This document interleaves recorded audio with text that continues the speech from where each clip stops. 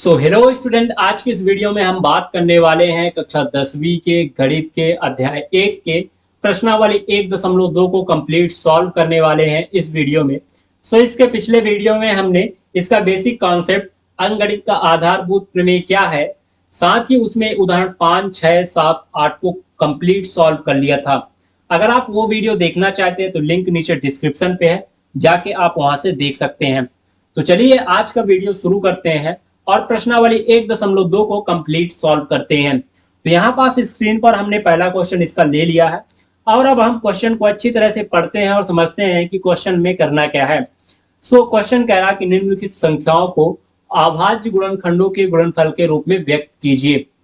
ये तो बहुत ही आसान क्वेश्चन है, इसे आप पहले से ही कर चुके होंगे बहुत सारे लोगों में से। तो चलिए हम यहाँ पास पहला क्वेश्चन ले लेते हैं और समझते हैं कि इस क्वेश्चन में क्या करना है। यहाँ पास जितने भी 5 संख्याएं दिए गए हैं, इन सभी का आपको करना क्या है, अभाज्य गुणनफल के रूप में लिखना है। यहाँ पास देखिए, हल करते हैं पहला क्वेश्चन लेकर। हमारे पास पहला क्वेश्चन है इसका 140, ठीक है। 140 को हमें क्या करना है, अभाज्य गुणनफल के रूप में लिखना है। यहाँ पास हमें 140 का गुणनखंड निकाल लेना है, किससे, अभाज्य गुणनखंड विधि से। यहाँ पास इसे हम 140 का अभाज्य गुणनखंड विधि से इसका फैक्टर निकाल लेंगे, यानी गुणनखंड निकाल लेंगे। यहाँ पास सबसे छोटी अभाज्य गुणनखंड से हम शुरू करेंगे, यानी सबसे छोटी अभाज्य संख्या से इसे हम डिवाइड करेंगे। यहाँ पास हमें सबसे छोटी अभाज्य संख्या क्या है, हमारे पास 2, फिर इसके बाद क्या है 3, फिर इसके बाद क्या है 5, फिर इसके बाद क्या है 7। इसी तरह हमारे पास अनंत अभाज्य संख्या है। यहाँ पास हम छोटी अभाज्य संख्या से बड़ी अभाज्य संख्या की ओर जाएंगे, ठीक है। अब यहाँ पास हमें 140 दिया गया है। अब हमें कैसे पता चलेगा कि 140 किससे डिवाइड होगा। तो यहाँ पास जिसके इकाई में क्या होता है, 0, 2, 4, 6, 8, जिसके भी इकाई में होता है वो 2 से कंप्लीटली डिवाइड हो जाता है। यहाँ पास इसके इकाई में क्या है, 0, यानी कि ये 2 से कंप्लीटली डिवाइड होगा। तो चलिए इसे हम 2 से कंप्लीटली डिवाइड करते हैं। यहाँ पास 2 सत्ते 14 होता है और ये हो जाएगा 2 शून्य शून्य, यानी 70 दूनी 140। फिर इसके बाद यहाँ पास हमारे पास क्या है 70। अब इसके इकाई में फिर से क्या है, शून्य है, यानी ये 2 से फिर से कंप्लीटली डिवाइड होगा। तो चलिए करते हैं, तो 2 से करते हैं तो ये हो जाएगा 2 तिहाई 6। अब 7 में 6 गए, बचा 1, और यहाँ पास इसके बगल में क्या है, शून्य, यानी ये हो गया 10, और 2 पंचे क्या होता है 10, यानी 35 दूनी क्या होता है आपका 70। अब यहाँ पास आपके पास क्या है 35, ठीक है। अब ये 35 क्या है, 2 से तो डिवाइड नहीं होगा भाई, कि इसकी इकाई में 0, 2, 4, 6, 8 नहीं है। ये आप किससे डिवाइड होगा, तो यहाँ पास देखते हैं 5, 3, 8 होता है, ठीक है, इनको जोड़ने पर। यहाँ पास 3 से भी डिवाइड नहीं होगा, ये 5 से डिवाइड होगा, क्योंकि इसकी इकाई में 5 है। तो एक बार हम 5 से ट्राई करते हैं, ठीक है। यहाँ पास देखिए 5 सत्ते 35 होता है, 5 के पहाड़े में 35 आता है, ठीक है। तो 5 सत्ते 35। अब यहाँ पास हमारे पास क्या है 7, और अब आप जानते हैं कि 7 एक अभाज्य संख्या है और ये स्वयं के अलावा किसी से डिवाइड नहीं होगा। तो चलिए 7 को 7 से हम डिवाइड कर देते हैं, तो ये आ गया 7 एकम 7, ठीक है। यहाँ पास हमारे पास 140 के अभाज्य गुणनफल क्या क्या आए, देखिए 2 गुणे 2 गुणे 5 गुणे 7। अब जब आप इनका गुणा करेंगे ना, इन सब का गुणा करेंगे, तो आपको 140 के बराबर ही मिलेगा, ठीक है। ये हो गया आपका अभाज्य गुणनफल, ठीक है। यहाँ पास आपको आगे एक स्टेप और करना है। क्या करना है, यहाँ पास आप देखिए, यहाँ पास संख्या समान है। अब जब संख्या समान होती है तो वो क्या होता है, घातें जुड़ जाती है। तो यहाँ पास इसकी घात क्या है, 1 है, और इसकी भी घात क्या है, 1 है। यहाँ पास 1 1 क्या हो जाएगा, 2 हो जाएगा, यानी ये क्या हो जाएगा 2 की घात 2, और फिर ये गुणे 5 और गुणे 7। ये हमारा इसका फाइनल आंसर हो गया, ठीक है। ये हो गया 140, यहाँ लिख दीजिए। ये इसका फाइनल आंसर हो गया। चलिए अब हम अगले क्वेश्चन की ओर इसके चलते हैं, जो कि हमारा दूसरा इसका 156, ठीक है। यहाँ हमने पहला इसका कर लिया, अब यहाँ पास इसका हमने दूसरा करना है। सो हल दूसरा करेंगे हम यहाँ पास। क्या दिया गया है हमारे पास 156। 156 का हमें क्या करना है, अभाज्य गुणनफल के रूप में लिखना है। सो यहाँ पास इसका भी फैक्टर निकाल लेंगे। सो 156, अब यहाँ पास हम देखेंगे कि इसके इकाई में क्या है, 6। अब 6 है तो हम जानते हैं कि ये 2 से क्या हो जाएगा, कंप्लीटली डिवाइड हो जाएगा। तो चलिए इसे हम 2 से कंप्लीटली डिवाइड कर देते हैं। सो यहाँ से तो ये हो जाएगा 2 सत्ते 14, ठीक है। अब 15 में 14 गए, कितना हो जाएगा, बचेगा 1 हासिल, ठीक है। ये हो गया 16। अब तो 2 अट्ठे क्या होता है, 16, यानी 78 दूनी 156 हो गया, ठीक है। अगर आपसे इस तरह डायरेक्टली नहीं बनता तो आप इसे इस तरह डिवाइड कर सकते हैं। 156 में हमने 2 का भाग दिया, 2 सत्ते 14, और यहाँ पास 5 में 4 गए 1 बचा, और ये 1 में 1 गए 0 बचा। अब यहाँ पास हमारे पास 6 नीचे आ गया। अब यहाँ पास 2 अट्ठे 16, ठीक है। तो ये हो गया कंप्लीटली 2 से डिवाइड, ठीक है। और यहाँ हमने ये 78 यहाँ हमने लिख दिया, ठीक है। सो यहाँ पास आप इसे भी ऐसे भी डिवाइड करके हल कर सकते हैं, लेकिन आपको थोड़ा बड़ा हो चुके हैं आप, तो इसे आपको इस तरह करने की प्रैक्टिस करनी चाहिए। सो यहाँ पास अब हमारे पास 78 है, और इसके इकाई में क्या है, 8 है। अब 8 है तो यानी 2 से ये फिर से कंप्लीटली डिवाइड हो जाएगा। तो चलिए डिवाइड करते हैं 2 से। तो ये हो जाएगा 2 तिहाई 6, ठीक है। अब यहाँ पास 7 में क्या गया, 6 गए तो 1 बचा, और यहाँ पास ये 1 है और ये 8 है, यानी 18 हो गए। 2 9 18, यानी 39 दूनी 78, ठीक है। फिर इसके बाद ये हमारा आ गया 39। अब यहाँ पास 39 किससे विभाजित होगा, सो यहाँ पास ये 3 से डिवाइड हो जाएगा, ठीक है। तो ये हो जाएगा 3 एक कम 3, फिर इसके बाद ये 3 त्रिकाई 9, ठीक है। अब ये जो 13 है, आप जानते हैं कि ये अभाज्य संख्या, तो ये स्वयं के अलावा किसी से डिवाइड नहीं होगा, यानी 13 एक कम 13, ठीक है। सो ये हो गया। अब यहाँ पास 156 के अभाज्य गुणनफल क्या क्या है, ठीक है। तो यहाँ पास इसके अभाज्य गुणनखंड क्या क्या है, 2 गुणे 2 गुणे 3 गुणे 13, ठीक है। सो यहाँ पास एक स्टेप और आगे लिखेंगे, क्या, यहाँ पास संख्या समान है तो घाते क्या हो जाएंगे, जुड़ जाएंगे। तो इसकी घात 1 और इसकी घात 1 क्या हो गए, 2, ठीक है। तो ये हो गए 2 की घात 2, और ये गुणे 3, और ये गुणे 13, और ये हो गया इसका कंप्लीट आंसर, ठीक है। सो इसके बाद अगला क्वेश्चन करेंगे इसका तीसरा पहले का, जो कि है 3825। इसी तरह अगर आपको अब समझ में आ गया हो तो वीडियो रोककर आप सभी हल कर सकते हैं। सो यहाँ पास हल करते हैं तीसरा, ठीक है। सो यहाँ पास आप वीडियो रोककर हल कर सकते हैं और आपको एक अच्छा आइडिया मिल जाएगा कि करना कैसे है, ठीक है। सो देखिए अब हमारे पास क्या है, अगला क्वेश्चन जो है हमारे पास है वो है 3825। सो इसका फिर से हमें क्या करना है, फैक्टर निकाल लेना है 3825 का। देखिए अब इसे हम किससे डिवाइड करेंगे, देखिए इसकी इकाई में क्या है, 5। तो 5 है, यानी कि हम इसे 3 से डिवाइड कर सकते हैं, या फिर 5 से डिवाइड कर सकते हैं, या फिर और बड़ी अभाज्य संख्या से इसे डिवाइड कर सकते हैं। सो यहाँ पास एक बार इसे हम 3 से ट्राई करते हैं, ठीक है। सो यहाँ पास हम देख रहे हैं कि यहाँ पास शेष फल इसके दहाई में 1 बचेगा। सो इसे हम 3 से कंप्लीटली डिवाइड कर सकते हैं। ये आपकी समझ के ऊपर है, आपको ये समझना पड़ेगा, ठीक है। सो यहाँ पास देखिए 3 एक कम 3, ठीक है। अब यहाँ पास हमारे पास 8 है, तो यहाँ पास 3 दूनी 6, अब 3 दूनी 6। अब यहाँ पास 8 में 6 गए, कितना बचा, 2, और ये हो गया 2 यानी 22। तो ये क्या होता है, 7 त्रिक 21, यानी 3 सते 21, ठीक है। यानी 22 में 21 गए, कितना बचा, 22 में 21 गए 1 बचा, यानी 7 त्रिक 21, ये हो गया। अब यहाँ पास 1 बचा और ये 5 है, तो हमारा ये क्या हो गया, 15। तो ये हो गया हमारा 3 बचे 15, यानी 1275 ત્યાં क्या होता है, 3825, ठीक है। सो ये हो गया। आप इसे ऐसे डिवाइड कर लीजिए, अगर आपसे समझ में नहीं आ रहा तो 3825 में 3 से डिवाइड कर दीजिए, ठीक है। सो अगला करते हैं, यहाँ पास देखिए, यहाँ पास हमारे पास 1275। सो ये अब किससे डिवाइड होगा, ये क्या 3 से जाएगा, जी हाँ, 3 से जाएगा क्योंकि ये हो जाएगा 3 दूनी 6 इसके दाएं में, तो 7 में 6 का क्या हो जाएगा, एक शेषफल बचेगा। हम यहाँ पास से समझ पा रहे हैं, ठीक है। सो इसे 3 से डिवाइड करते हैं तो ये हो जाएगा 3 चौक 12, ठीक है। ये हो जाएगा, यहाँ पास हम इसे डिवाइड करके दिखाते हैं आपको, ठीक है। सो यहाँ पास हमारे पास 1275 है, 3 से डिवाइड करते हैं तो ये हो जाएगा 3 चौक 12। सो यहाँ पास हमारे पास शेषफल 0 बचा।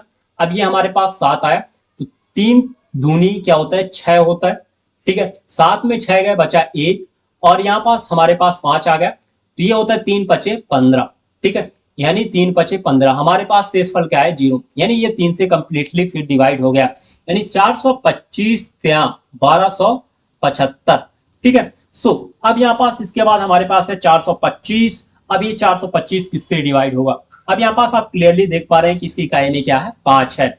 और अगर इसे हम 3 से डिवाइड करते हैं तो हमारे पास शेषफल नहीं बचता है एक, ताकि ये 15 बन जाए। सो यहाँ पास अगर हम इसे 5 से ट्राई करें तो यहाँ पास हमें 25 बनता हुआ दिख रहा है, ठीक है। कैसे, देखिए 5 से डिवाइड करते हैं तो ये हो जाता है 5 अठे 40, यानी 5 का पहाड़ा 8 बार पढ़ते हैं तो ये हो जाएगा 40, ठीक है। अब 42 में 40 गए तो बचा कितना, 2, और यहाँ पास ये 5, और ये 5 25 हो जाएगा, ठीक है। सो यहाँ पास 85 पंचे 425, ठीक है। फिर इसके बाद यहाँ पास हमारे पास 85 अगला है।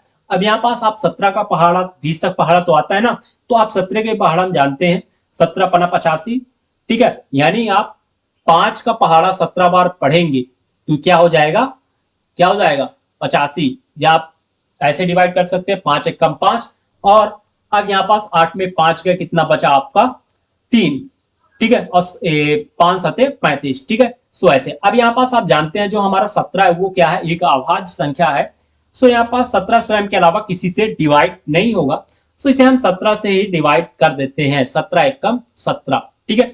सो यहाँ पास हमारे पास 3825 के अभाज्य गुणनफल क्या क्या है, देखिए 3 गुणे 3 गुणे 5 गुणे 5 गुणे 17, ठीक है। सो ये हमारे पास इसके अभाज्य गुणनफल है। अभी एक स्टेप करना बाकी है, क्या, संख्या समान है, ये भी संख्या समान है, तो घाते जुड़ जाएंगे। सो यहाँ पास क्या हो गया, 1 1 2 हो गया, इसका भी 5 की घात 1 और 5 की घात 1 1 2 हो गया, यानी ये क्या हो गया, 3 की घात 2 गुणे 5 की घात 2 गुणे 17, ये इसका फाइनल कंप्लीट आंसर आया, ठीक है। ये क्या है हमारे पास, 3825 का, ठीक है। सो हमने 3825 को अभाज्य गुणनफल के रूप में व्यक्त कर दिया है। सो इसके बाद अगले क्वेश्चन की ओर चलते हैं, इसके चौथे क्वेश्चन की ओर। तो इसका चौथा क्वेश्चन क्या है यहाँ पास, देखते हैं। सो यहाँ पास अगला इसका है चौथा क्वेश्चन, क्या, 5005 है ना। तो इसका अगला क्वेश्चन है क्या, 5005। तो चलिए सॉल्व करते हैं यहाँ। तो क्या है, चौथा है ना, हल कर रहे हैं हम लोग यहाँ। चौथा क्या है यहाँ पास, 5005, यानी 5005। सो यहाँ पास हमें क्या करना है, 5005 का अभाज्य गुणनफल निकालना है। सो कैसे निकालेंगे, देखिए 5005 का एक बार अपने से ट्राई कीजिए ताकि आपको भी समझ में आए। अगर आप जब तक ट्राई नहीं करेंगे तो तब तक समझ में आने वाला नहीं, ठीक है। सो यहाँ पास ट्राई करके आपको देखना है, ठीक है। सो देखिए अब यहाँ पास क्या है, 5005, जिसकी इकाई में क्या है, 5। सो यहाँ पास हमें क्लियरली पता चल रहा है कि अगर इसे हम 5 से डिवाइड करते हैं तो ये 5 से डिवाइड हो जाएगा, है ना। 2 से तो होगा नहीं और 3 से भी होने वाला नहीं। सो यहाँ पास अगर हम 5 से डिवाइड करें, यानी 5 एक कम 5, 5 शून्यम शून्य, 5 शून्यम शून्य, 5 एक कम 5, ठीक है, यानी 1001 आ गया, ठीक है। सो यहाँ पास हमारे पास जो 1001 है, अब ये किससे डिवाइड होगा, इसके इकाई में 1 है, ठीक है। सो यहाँ पास अगर इसे हम किससे डिवाइड करें, अगर इसे हम 5 से डिवाइड करते हैं तो नहीं होगा क्योंकि किसी की इकाई में 1 नहीं आता, ठीक है। तो यहाँ पास अगर हम इसे देखें 7 से, 7 की 21, ठीक है। तो यहाँ पास अगर इसे हम 7 से डिवाइड करें, ठीक है, तो ये 7 से कंप्लीटली डिवाइड हो जाएगा। देखिए कैसे, 7 एक कम 7, यहाँ पास हम इसे डिवाइड करके भी दिखा देते हैं यहाँ पास, ठीक है, 1001, ठीक है। देखिए 7 एक कम 7, 10 में 7 गए 3, और यहाँ पास हमारे पास 0, ठीक है। अब 7 चौंग 28, अब 30 में 28 गए यहाँ पास 2, और यहाँ पास 1 आया, ठीक है। अब यहाँ पास देखिए 7 त्रिक क्या होता है 21, यानी 21 में 21 गए 0, यानी कंप्लीटली डिवाइड हो गया 143। ठीक है, सो यहाँ पास हमें 143 मिला। ठीक है, अगर इसे हम 7 से डिवाइड करते हैं तो, ठीक है, तो ये हो गया। अब हमारे पास अगला है इसका 143। ठीक है, सो इसे अभी हम हटा देते हैं यहाँ पास। अब 143 जो है वो किससे डिवाइड होगा? ठीक है, सो अगर इसे हम देखें तो यहाँ पास 11 से ये कंप्लीटली डिवाइड हो जाएगा। देखिए कैसे, देखिए 11 एकम 11, 11 एकम 11, 14 में 11 गए कितना बचेगा? 14 में 11 गए कितना बचेगा? 3 बचेगा, है ना। और ये हमारे पास 3 है, यानी 33 हो गया। तो 11 त्या 33। ठीक है, सो ये हो गया, यानी 11 का पहाड़ा 13 बार पढ़ेंगे तो 143 आपको मिलने वाला है। सो यहाँ पास अब जो 13 है आपका क्या है? एक स्वयं अभाज्य संख्या है। सो यहाँ पास 13 स्वयं से विभाजित होगा। सो 13 को स्वयं से विभाजित करते हैं तो ये हो जाएगा 13 एकम 13, यानी यहाँ पास हमारे पास 5005 के अभाज्य गुणनखंड क्या है? देखिए 5005 के अभाज्य गुणनफल। तो यहाँ पास हमारे पास है 5 गुणे 7 गुणे 11 गुणे 13। ठीक है, सो अब यहाँ पास एक स्टेप बाकी है कि नहीं? नहीं है, क्योंकि यहाँ पास सब संख्या क्या है? अलग अलग है। ठीक है, सो यहाँ पास 5005 के अभाज्य गुणनफल इस तरह से आ चुके हैं। सो यहाँ पास अब इसका हम अगला क्वेश्चन करते हैं, जो कि इसका 5वां है, 7429। ठीक है, तो चलिए करते हैं, यहाँ पास करते हैं, हल करते हैं। तो ये क्या, कौन सा 5वां है, जो कि हमारे पास क्या है? 7429। सो अब हम इसका फैक्टर निकालेंगे यहाँ पास, तो निकालते हैं भैया 7429। ठीक है, तो चलिए इसे हम डिवाइड करते हैं। तो यहाँ पास ये किससे डिवाइड होगा? सो यहाँ पास जैसे कि इसके पिछले वीडियो में हमने कॉन्सेप्ट देखा था, क्या अंगणित का आधारभूत प्रमेय, वो कहता है कि आप किसी भी भाज्य संख्या के, क्या उसको अभाज्य संख्या के गुणनफल के रूप में लिख सकते हैं, लेकिन क्रम इंपॉर्टेंट नहीं है। तो वही कॉन्सेप्ट का यहाँ पास यूज करेंगे। तो यहाँ पास हम क्रम नहीं देखेंगे कि ये किससे डिवाइड हो रहा। चलिए हम इसे डिवाइड करते हैं। ठीक है, सो जिससे भी जो भी अभाज्य संख्या से डिवाइड हो जाए आप कर दीजिए। ठीक है, सो अगर इसे हम 17 से डिवाइड करें, 17 से डिवाइड करें तो ये 17 से कंप्लीटली डिवाइड होगा। देखते हैं कैसे।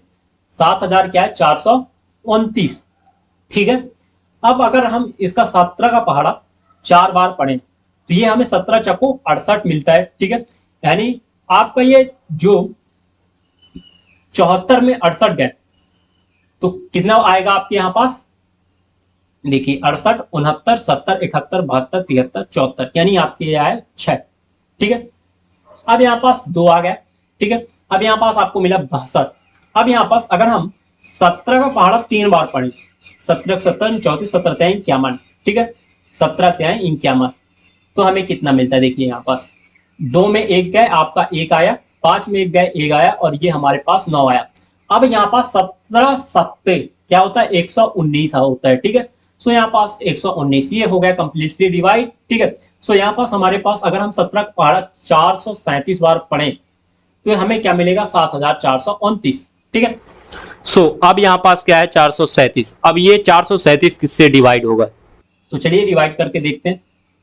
अगर इसे हम 19 से डिवाइड करें, 19 से डिवाइड करें और 19 का पहाड़ा 23 बार पढ़ें, ठीक है, 19 का पहाड़ा 23 बार पढ़ें तो यहाँ पास हमें क्या मिलेगा?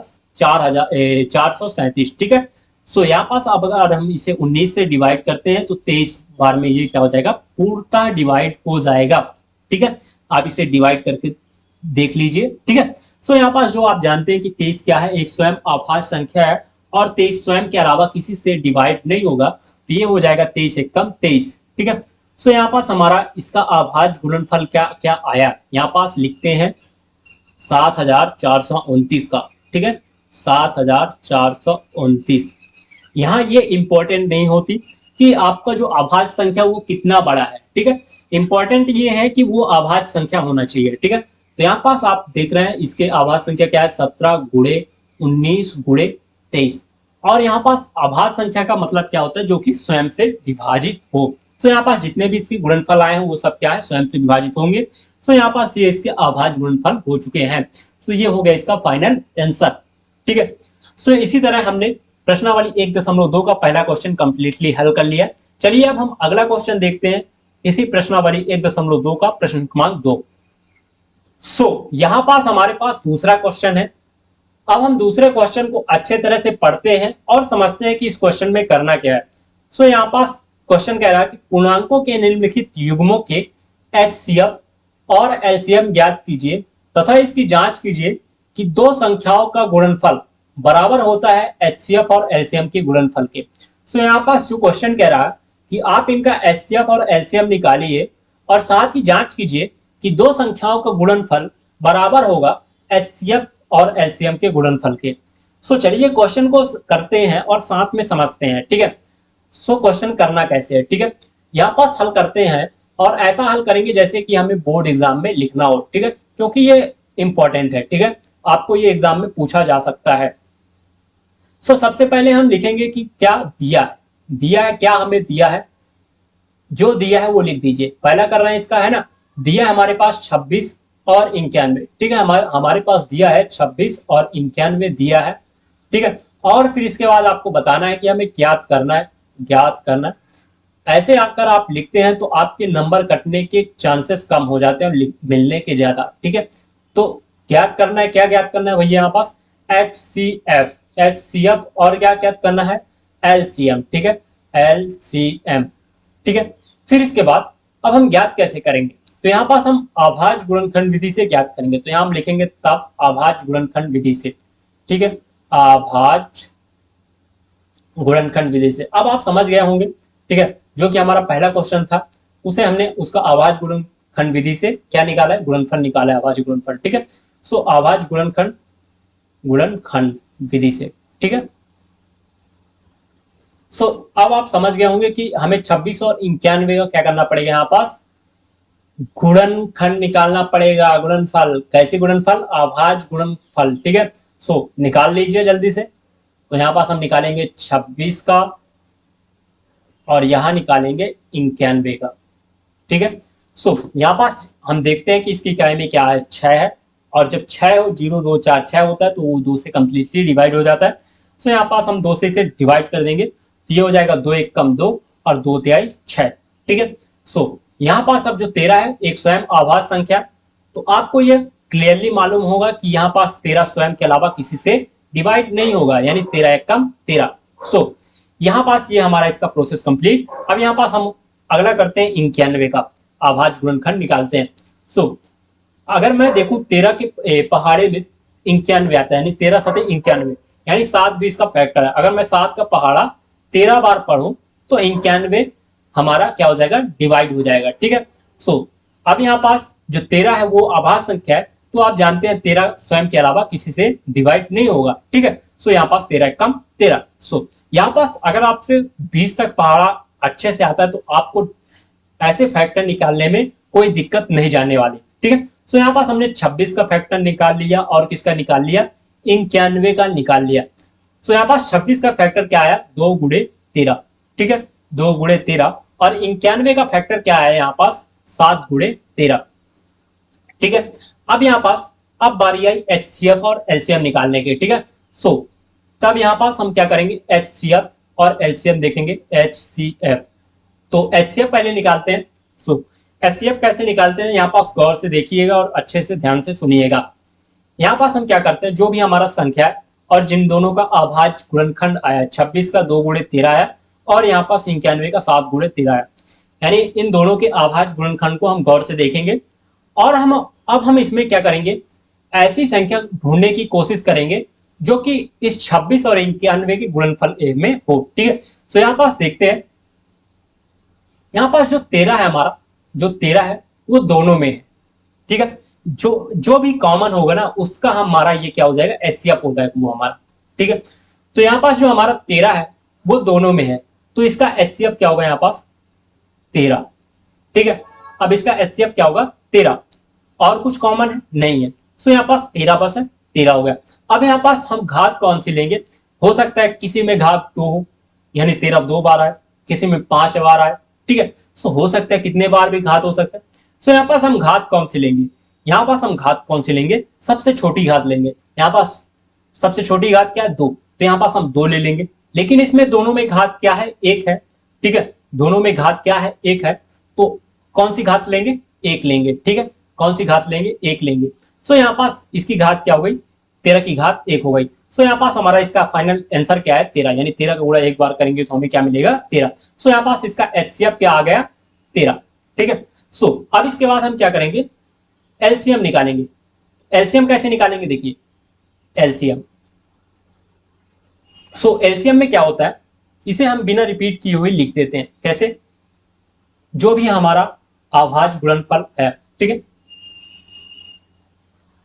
जो भी हमारा अभाज्य गुणनफल आया इन दोनों का, उसे हम बिना रिपीट किए हुए लिख देंगे। तो देखिए यहां पास कैसे आया, यहां पास हमारा 2 आया, 7 आया, 13 आया। ठीक है, यहां पास हमारे पास जो भी अभाज्य गुणनफल आया, यहां पास 13 देखिए दोनों में, तो हम 13 एक बार लिखेंगे। ठीक है, चाहे कितने बार भी आया हो उसे हम एक बार लिखेंगे। ठीक है, अब यहाँ पास घात क्या लिखेंगे, घात कौन सी लेंगे, देखिए देखिए घात कौन सी लेंगे, यहाँ घात हम सबसे बड़ी घात लेंगे। ठीक है, यानी सबसे बड़ी वाली घात लेंगे। कौन सी, देखिए यहाँ पास मान लीजिए 13 की घात क्या है, 5 है, और इसकी घात क्या है, तो कौन सी घात लेंगे हम यहाँ पास, 13 की बड़ी वाली घात, यानी 13 की हम घात 5 लेंगे। ठीक है, सो यहाँ पास अभी हमें सभी में घात क्या है, 1 है, तो हम सभी की घात क्या लेंगे, 1 लेंगे। ठीक है, तो चलिए इसकी घात 1 ले लेते हैं। ठीक है, तो यहाँ पास 1 इसकी घात हो गई। ठीक है, अब इसे हम मल्टीप्लाई कर देते हैं सभी को। ठीक है, देखते हैं यहाँ पास 13 सते 91, और 91 का पहाड़ा 2 बार पढ़ते हैं तो ये हो जाता है 182। सो यहाँ पास ये इसका एलसीएम क्या आया हमारे पास, 182। सो ये हमारा इसका एलसीएम हो गया आंसर। ठीक है, सो यहाँ पास अभी हमने एचसीएफ और एलसीएम ज्ञात कर लिया है। अब इसके बाद हमें क्या करना है, इसकी जांच करना है कि ये जो दो संख्या दिए गए हैं, ये हमारे पास जो दो संख्या दिए गए 26 और 91, इनका गुणनफल बराबर होगा किसके, जो भी हमारा एचसीएफ और एलसीएम आया है। ठीक है, तो चलिए जांच करते हैं यहां पास। ठीक है, तो यहां लिख सकते हैं आप जांच, जांच। ठीक है, तो यहां पास आपको मानना पड़ेगा, क्या मानना पड़ेगा, दो संख्या माने एक संख्या क्या है, ए, जो कि आपका क्या है भैया, यहाँ पास एक 26 ले लीजिए ए को, और बी को क्या ले लीजिए आप, 91। ठीक है, आपकी यही दो संख्या है। ठीक है, सो ये हो गया। अब यहाँ पास हम जानते हैं, क्या जानते हैं हम जानते हैं, जानते हैं, जानते हैं, क्या जानते हैं भैया, कि दो संख्याओं का गुणनफल, दो संख्या एक हमारी क्या हो गई, एक ए और दूसरी क्या हो गई बी, बराबर होता है एचसीएफ और एलसीएम के गुणनफल के।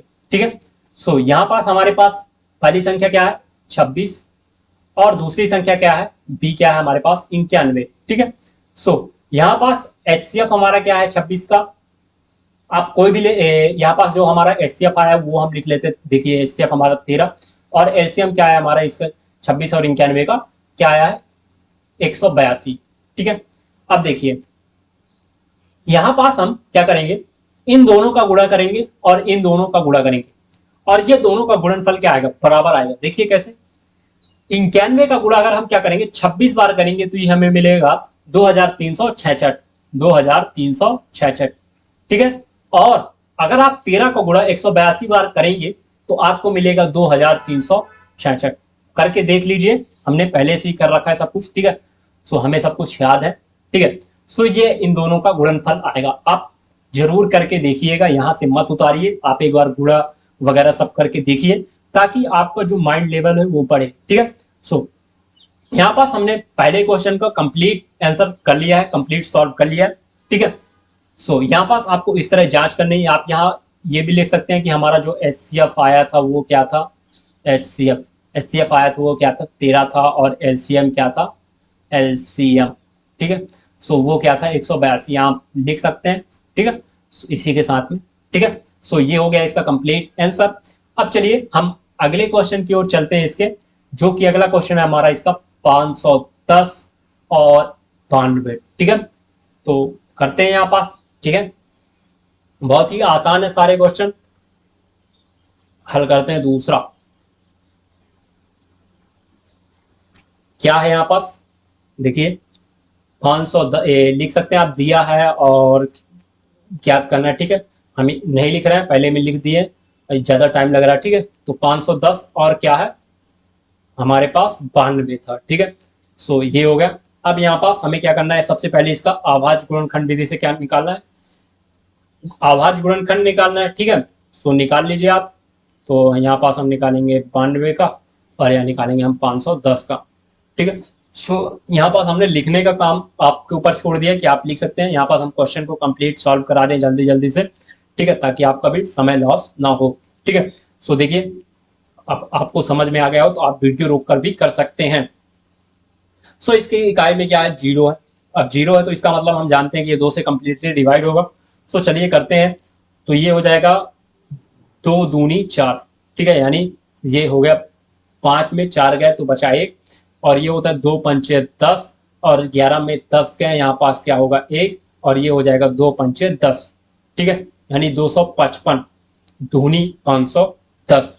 ठीक है, फिर इसके बाद ये जो हमारा 255 है वो किससे डिवाइड होगा, 2 से तो होगा नहीं। ठीक है, तो अगर हम इसे 3 से डिवाइड करते हैं तो ये 3 से हो जाएगा। ठीक है, 8 त्रिक 24 यानी एक हासिल बचा 3 से डिवाइड करते हैं तो ये होता है 8 त्रिक 24 यानी 3 अठे 24।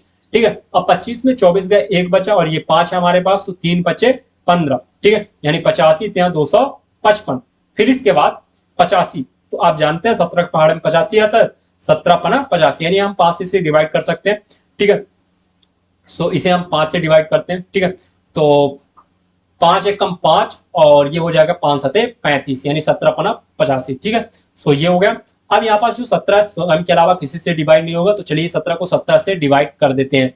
ठीक है, फिर इसके बाद यहाँ पास हमारा 92 है, तो आप जानते हैं कि इसकी इकाई में 2 है, तो यानी 2 से कंप्लीटली डिवाइड हो जाएगा।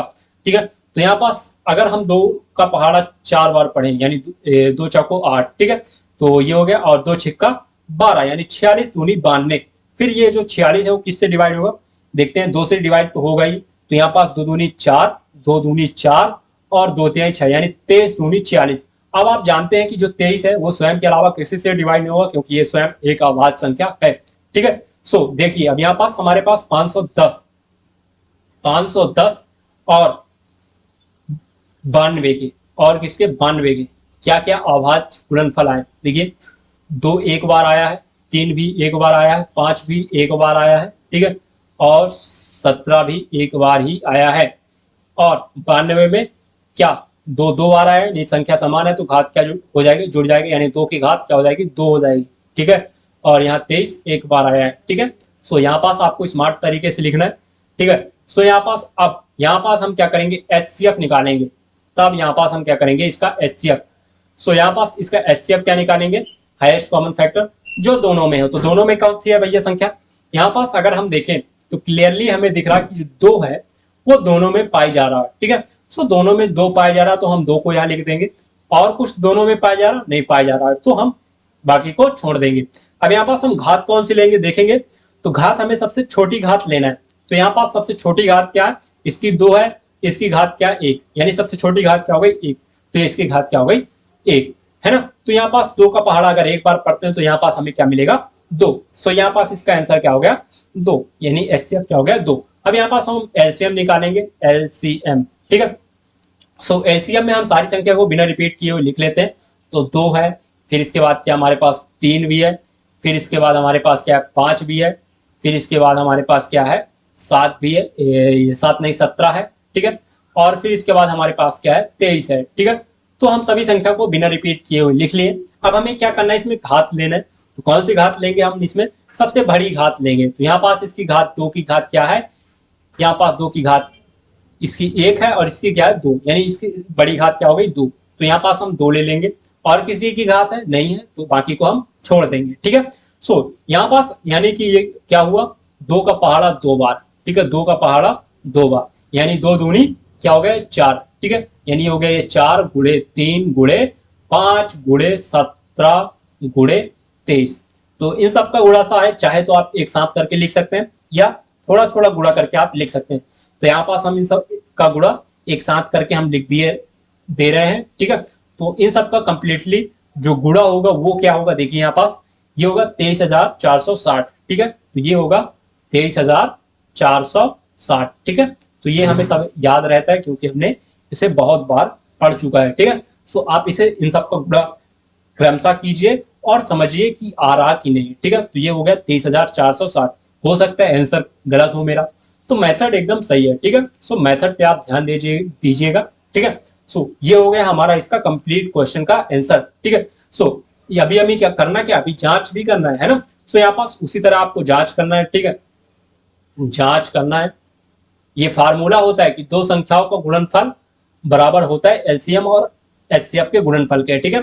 सो यहाँ पास हमारा क्या है, यहाँ पास जांच में दो संख्याओं का गुणनफल ए गुणे बी बराबर होगा एच सी एफ ठीक है, एच सी एफ, ठीक है। और बराबर होगा किसके, एलसीएम के गुणनफल के, ठीक है। तो यहाँ पास ये हो गया। सो यहाँ पास हमारी पहली संख्या क्या है, ए मान लीजिए 510 है और बी मान लीजिए आपका क्या है 92 है। सो यहाँ पास ए को हमने 510 मान लिया और बी को हमने मान लिया 92, ठीक है। सो यहाँ पास मैंने आपको लिखने का तरीका पहले क्वेश्चन में बता दिया है, ठीक है। सो एचसीएफ आपका क्या आया है, आपका एचसीएफ आया है 2 आया है और एलसीएम क्या आया है आपका 23,460 आया है, ठीक है, 23,460। अब चलिए इन दोनों का गुणा कर दीजिए और इन दोनों का गुणा कर दीजिए, जो भी आएगा फाइनल रिजल्ट वो क्या आएगा, देखिए यहाँ पास हमने किया हुआ है, ठीक है। सो यहाँ पास हमारा फाइनल रिजल्ट आएगा 46,920, ठीक है, 46,920 इसका आएगा और इसका भी क्या आएगा 46,920, ठीक है, 46,920। ये हो गया इसका फाइनल आंसर, ठीक है। सो ये हमारा प्रूव हो गया, यहाँ आंसर नहीं, ये प्रूव हुआ ना, सिद्ध हुआ कि हमारा जो एचसीएफ है वो क्या होगा, सही है, ठीक है। तो ये हो गया भैया, ठीक है। तो यहाँ पास हमने कौन सी क्वेश्चन का, दूसरे क्वेश्चन का कंप्लीट सॉल्यूशन देख लिया, ठीक है। फिर इसके बाद हमारा जो तीसरा क्वेश्चन है वो क्या है, देखते हैं यहाँ पास। तो यहाँ पास जो हमारा तीसरा क्वेश्चन है वो है 336 और 54 का एचसीएफ और एलसीएम निकालना है, ठीक है। तो चलिए करते हैं यहाँ पास, सो हल करते हैं यहाँ पास। ये कौन सा है, तीसरा।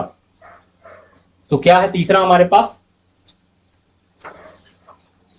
336 और 54, ठीक है, 336 और 54 है भैया, है ना, 54, ठीक है। सो उसी तरह अभाज्य गुणनखंड निकाल लेना है आपको, लिखने का तरीका तो मैंने आपको बता दिया। यहाँ पास हम 336 का निकाल लेंगे और यहाँ पास निकाल लेंगे 54 का, ठीक है। सो निकालते हैं, चलिए। इसकी इकाई में 6 है यानी 2 से कंप्लीटली डिवाइड होगा, ठीक है। तो 2 एक कम 2, ठीक है। अब ये हो गया 13, ठीक है। तो 2 छिक्का 12, ठीक है, 2 छिक्का 12 और ये हो जाएगा 2 अट्ठे 16 यानी 168 दूनी 336, ठीक है। सो ये हो गया। अब यानी 8 है इसकी इकाई में, तो ये फिर से 2 से कंप्लीटली डिवाइड होगा। तो चलिए करते हैं इसे, 2 अट्ठे 16 और 2 चक्को 8, ठीक है, यानी 84 दूनी 168, ठीक है। सो इसके बाद अगर हम 42 का पहाड़ा 2 बार पढ़ते हैं तो ये 42 दूनी 84 होता है, हमें मालूम है, ठीक है। सो 42 दूनी 84 आप करके देख लीजिए या डिवाइड करके 2 से देख लीजिए, ठीक है। सो यहाँ पास अब हमारा 42 किससे डिवाइड होगा, 2 से ही होगा क्योंकि इसके इकाई में 2 है, तो 2 दूनी 4 और 2 एक कम 2। अब यहाँ पास जो है 21 है और 21 किससे डिवाइड होगा, 21 या तो 3 से डिवाइड हो सकता है या फिर 7 से डिवाइड हो सकता है। देखिए तो 3 से करते हैं, 3 7 21 और जो हमारा 7 है वो स्वयं के अलावा किसी से डिवाइड नहीं होगा यानी 7 कम 7, ठीक है। अब यहाँ पास देखिए अगला है हमारा इसका अभाज्य गुणनखंड 54 का निकालना है, ठीक है। सो यहाँ पास 54 है हमारे पास, तो 2 से डिवाइड करते हैं। तो देखिए 2 दूनी 4 और ये हो जाएगा 2 सत्ते 14, ठीक है, 2 सत्ते 14 यानी 27 दूनी 54, ठीक है, 27 दूनी 54। फिर अगला है यहाँ पास 27 है, तो यानी आप जानते हैं 27 है तो 7 से होगा या तो 3 से होगा, ये सॉरी 9 से होगा या 3 से होगा। देखिए 3 से करते हैं तो ये हो जाएगा 3 9 27, ठीक है। और फिर इसके बाद जो 3 है ये 9 है वो 3 से डिवाइड हो जाएगा कंप्लीटली और 3 त्रिकाई 9 और 3 स्वयं के अलावा किसी से डिवाइड नहीं होगा। सो ये हो गया इसका अभाज्य गुणनखंड। अब चलिए इसका जो हमारा 336 का अभाज्य गुणनखंड आया और 54 का लिख देते हैं। तो 336 का क्या क्या आया, 2 कितने बार है देख लेते हैं। यहाँ पास संख्या समान है ना तो घात जोड़ देंगे यहाँ पास, ठीक है। तो 2 1 2 3 4 यानी सबकी घात 1 है यानी 2 की घात क्या हो गई 4 हो गए, ठीक है, 2 की घात 4। स्मार्ट लोग हो, स्मार्ट लोगों की तरह पढ़ाई करो, ठीक है। सो यहाँ पास ये क्या है, 3 है, 3 एक बार है, ठीक है, और 7 भी एक बार है, ठीक है। सो ये हो गया। अब इसके बाद यहाँ पास हमारा क्या है, 54 का, ठीक है। सो यहाँ पास देखिए, 2 तो एक बार है, ठीक है, 2 एक बार है तो लिख देते हैं। यहाँ पास जो 3 है वो कितने बार है, 3 बार है, यानी 3 की घात 3 बार हो जाएगी, है ना, 3 घात हो जाएगी, ठीक है। सो यहाँ पास 3 की घात 3 हो गई, ठीक है। सो अब यहाँ पास हम क्या करेंगे, इसके HCF निकालेंगे। तो HCF कैसे निकालेंगे इसका, HCF। सो इसका HCF कैसे निकालेंगे, जो दोनों में हो। तो दोनों में क्या है, यहाँ पास देख सकते हैं आप, क्लियरली दिख रहा है कि यहाँ पास दो चीज जो है दोनों में, एक तो 2 है और दूसरा क्या है, 3 है, ठीक है। अब जो दोनों में होता है तो उसे हम क्या लिख लेते हैं, उसका HCF लिख लेते हैं, ठीक है। तो यहाँ पास 2 हो गया और यहाँ पास 3 हो गया। अब यहाँ पास हम घात कौन सी लेते हैं, तो सबसे छोटी घात लेते हैं, ठीक है। हाईएस्ट कॉमन फैक्टर में हम सबसे छोटी घात लेते हैं। तो यहाँ पास देखिए, सबसे छोटी घात क्या होगी इसकी, इसकी 1 है, इसकी 4 है, तो इसकी घात क्या हो जाएगी, 1 हो जाएगी। और इसकी घात 3 है, इसकी घात 1 है, तो सबसे छोटी घात की क्या हो जाएगी इन दोनों में से, इसकी सबसे दोनों की छोटी घात क्या हो जाएगी, 1 हो जाएगी, ठीक है। यानी 2 को पहाड़ा एक बार और 3 का पहाड़ा एक बार, यानी 3 दूनी 6 हो जाएगा, ठीक है, ये हो जाएगा 6। सो इसका HCF क्या आ गया, 6 आ गया है। सो HCF क्या है, 6 आया, ठीक है। सो यहाँ पास अब हम इसका क्या निकालेंगे, LCM। LCM, सो एलसीएम में क्या करते हैं, हम बिना रिपीट किए हुए सारी संख्या को लिख देते हैं, ठीक है। तो 2 गुणे 3 गुणे 7, ठीक है। सो ये एक इन 2 ले लिया, 3 ले लिया, 7 ले लिया, ठीक है। सो यहाँ पास अब हम कौन सी घात लेते हैं, यहाँ पास हम सबसे बड़ी घात लेते हैं। तो इन दोनों में से सबसे बड़ी घात क्या है, 4 है, तो हम इसकी घात 4 ले लेंगे। इन दोनों में सबसे बड़ी घात क्या है, 3 है, तो यहाँ हम 3 ले लेंगे। और 7 तो अकेला है, तो 7 को अकेले रहने दो, ठीक है। सो यहाँ पास अब इसे हम कैलकुलेट करते हैं। तो यहाँ पास अगर 2 का पहाड़ा क्या करें, यानी 2 का गुणा 4 बार करें, है ना, 2 गुणे 2 गुणे 2 गुणे 2, तो ये हो जाएगा 2 दूनी 4, 4 दूनी 8 और 8 दूनी 16, ठीक है। तो ये हो गया 16 और 3 का पहाड़ा 3 बार पड़े, यानी 3 त्रिकाई 9 और 9 तेरी 27, यानी ये हो गया 27 और ये 7, ठीक है। सो इन सब का गुणा कर दीजिए आप, इन सब का अगर आप गुणा करते हैं तो आपको क्या मिलेगा, 3024, ठीक है। सो यहाँ पास आपको क्या मिलने वाला, 3024, ठीक है। सो ये हो गया इसका LCM, ठीक है, ये हो गया इसका LCM। तो ये हो गया आंसर। अब यहाँ पास हमें जांच भी करना है, तो जांच करते हैं, चलिए जांच, ठीक है, जांच। तो जांच करने के लिए क्या, दो संख्याओं का गुणनफल, ठीक है, दो संख्याओं का गुणनफल बराबर है LCM और HCF के गुणनफल के, ठीक है, HCF के गुणनफल के। चाहे HCF लिखो चाहे LCM लिखो, दोनों गुणे में है, ठीक है। चाहे A गुणे B करो चाहे B गुणे A करो, बात एक ही है, ठीक है। कक्षा 9वीं में आपने पढ़ चुका है, ठीक है, यूक्लिड वाले पार्ट में, ठीक है। तो चलिए देखते हैं यहाँ पास A को मान लीजिए आप 336, ठीक है, A को मान लीजिए 336 और B को मान लीजिए 54, ठीक है। सो 336 का गुणा और 54, ठीक है, और एलसीएम आपका क्या है, 6 आया, और एलसीएम आपका 6 थोड़ी आया, आपका एलसीएम आया 3024 आया और एचसीएफ क्या आया, 6 आया, ठीक है। सो यहाँ पास आपको करना क्या है, यहाँ पास इन दोनों का गुणन कर देना है और इन दोनों गुणा करना है। और जब इन दोनों का गुणा करेंगे तो आपका क्या आएगा, 18144, ठीक है, 18144, और इसका भी क्या आएगा, 18144, यानी दोनों का सेम आ रहा है, यानी प्रूव हो गया कि ये जो हमारा एचसीएफ और एलसीएम है वो दोनों क्या है, सही है, ठीक है। सो ये हो गया, ठीक है। तो यहाँ पास हमने प्रश्न क्रमांक दूसरे का कंप्लीट सॉल्यूशन देख लिया, ठीक है। सो इसके बाद जो हमारा अगला क्वेश्चन है प्रश्नावली 1.2 का। सो यहाँ पास अगला क्वेश्चन हमारा तीसरा क्वेश्चन है। सो यहाँ पास करना क्या है, आपको क्वेश्चन को अच्छी तरह से पढ़ते हैं और समझते हैं, ठीक है। तो क्वेश्चन कह रहा है कि यहाँ पास हमारा अभाज्य गुणनखंड विधि द्वारा निम्नलिखित पूर्णांकों के एचसीएफ और एलसीएम ज्ञात कीजिए। सो इसमें जांच करने के लिए नहीं बोला, क्यों, क्योंकि यहाँ पास जो हम तीन संख्याओं का एचसीएफ और एलसीएम निकालते हैं तो जो हमारा जांच का फार्मूला है वो गलत हो जाता है, यानी आपको दिया नहीं गया है कि आपके जो भी दिए गए संख्याओं का गुणनफल है बराबर होगा जो भी आपका एचसीएफ और एलसीएम है, तो उसके लिए लागू नहीं होता और अभी तक उसके लिए फार्मूला मिला नहीं है, तो आपके बुक में है नहीं, ठीक है। तो चलिए देखते हैं, यहाँ पास तीसरा करते हैं, पहला क्वेश्चन ले लेते हैं इसका तीसरे का, पहला करते हैं। तो लिखना उसी तरह है आपको, ठीक है, जो कि हमने दूसरे के पहले में बताया था, दिया है, ज्ञात करना है, विधि। ठीक है, सो यहाँ पास इसमें भी मैं आपके पहले क्वेश्चन में बता देता हूं कि आपको लिखना कैसा है। ठीक है, ताकि आपको फिर से एक बार ध्यान आ जाए। ठीक है, सो यहाँ पास लिखना है आपको, सबसे पहले दिया है, बोर्ड एग्जाम के पॉइंट ऑफ व्यू से बहुत ही इंपॉर्टेंट है लिखने का तरीका। ठीक है, सो यहाँ पास दिया आपको 12, 15 और क्या दिया है 21। ठीक है, ये दिया है। ज्ञात करना है, यहाँ लिखना है आपको, ज्ञात करना है, ज्ञात करना है। तो क्या ज्ञात करना है यहाँ पास, HCF और LCM, इतना लिखना तो आता ही होगा, है ना। LCM किस विधि से करेंगे, अभाज्य गुणनखंड विधि से। तो यहाँ पास लिखेंगे, तब हम लगाएंगे क्या, अभाज्य गुणनखंड विधि से, है ना। तो अभाज्य गुणनखंड विधि से, विधि गुणनखंड लिखना भूल गया, अभाज्य गुणनखंड, ठीक है, विधि, विधि से। ठीक है, सो ये हो गया। सो चलिए इन सभी का अभाज्य गुणनखंड निकाल लीजिए। तो ये तो आसान है निकालना। ठीक है, सो ये इसमें हम निकालेंगे 12 का, इसमें निकालेंगे 15 का, इसमें निकालेंगे 21 का। ठीक है, तो तीनों का अभाज्य गुणनखंड निकाल लेना है। देखते हैं, चलिए निकालते हैं। सो यहाँ पास 12 है, तो ये तो आप जानते होंगे कि 2 छिक्का क्या होता है, 12 होता है। ठीक है, और ये 3 दूनी क्या होता है, 6। ये 2 से भी डिवाइड होगा, 3 से भी होगा। ठीक है, तो 2 से करते हैं, तो 2 तिहाई 6, 3 स्वयं से डिवाइड होगा, तो 3 एक कम 3 हो जाएगा। ठीक है, सो क्रम इंपॉर्टेंट नहीं है। ठीक है, आप किसी में से भी निकालिए, कोई दिक्कत नहीं है हमें।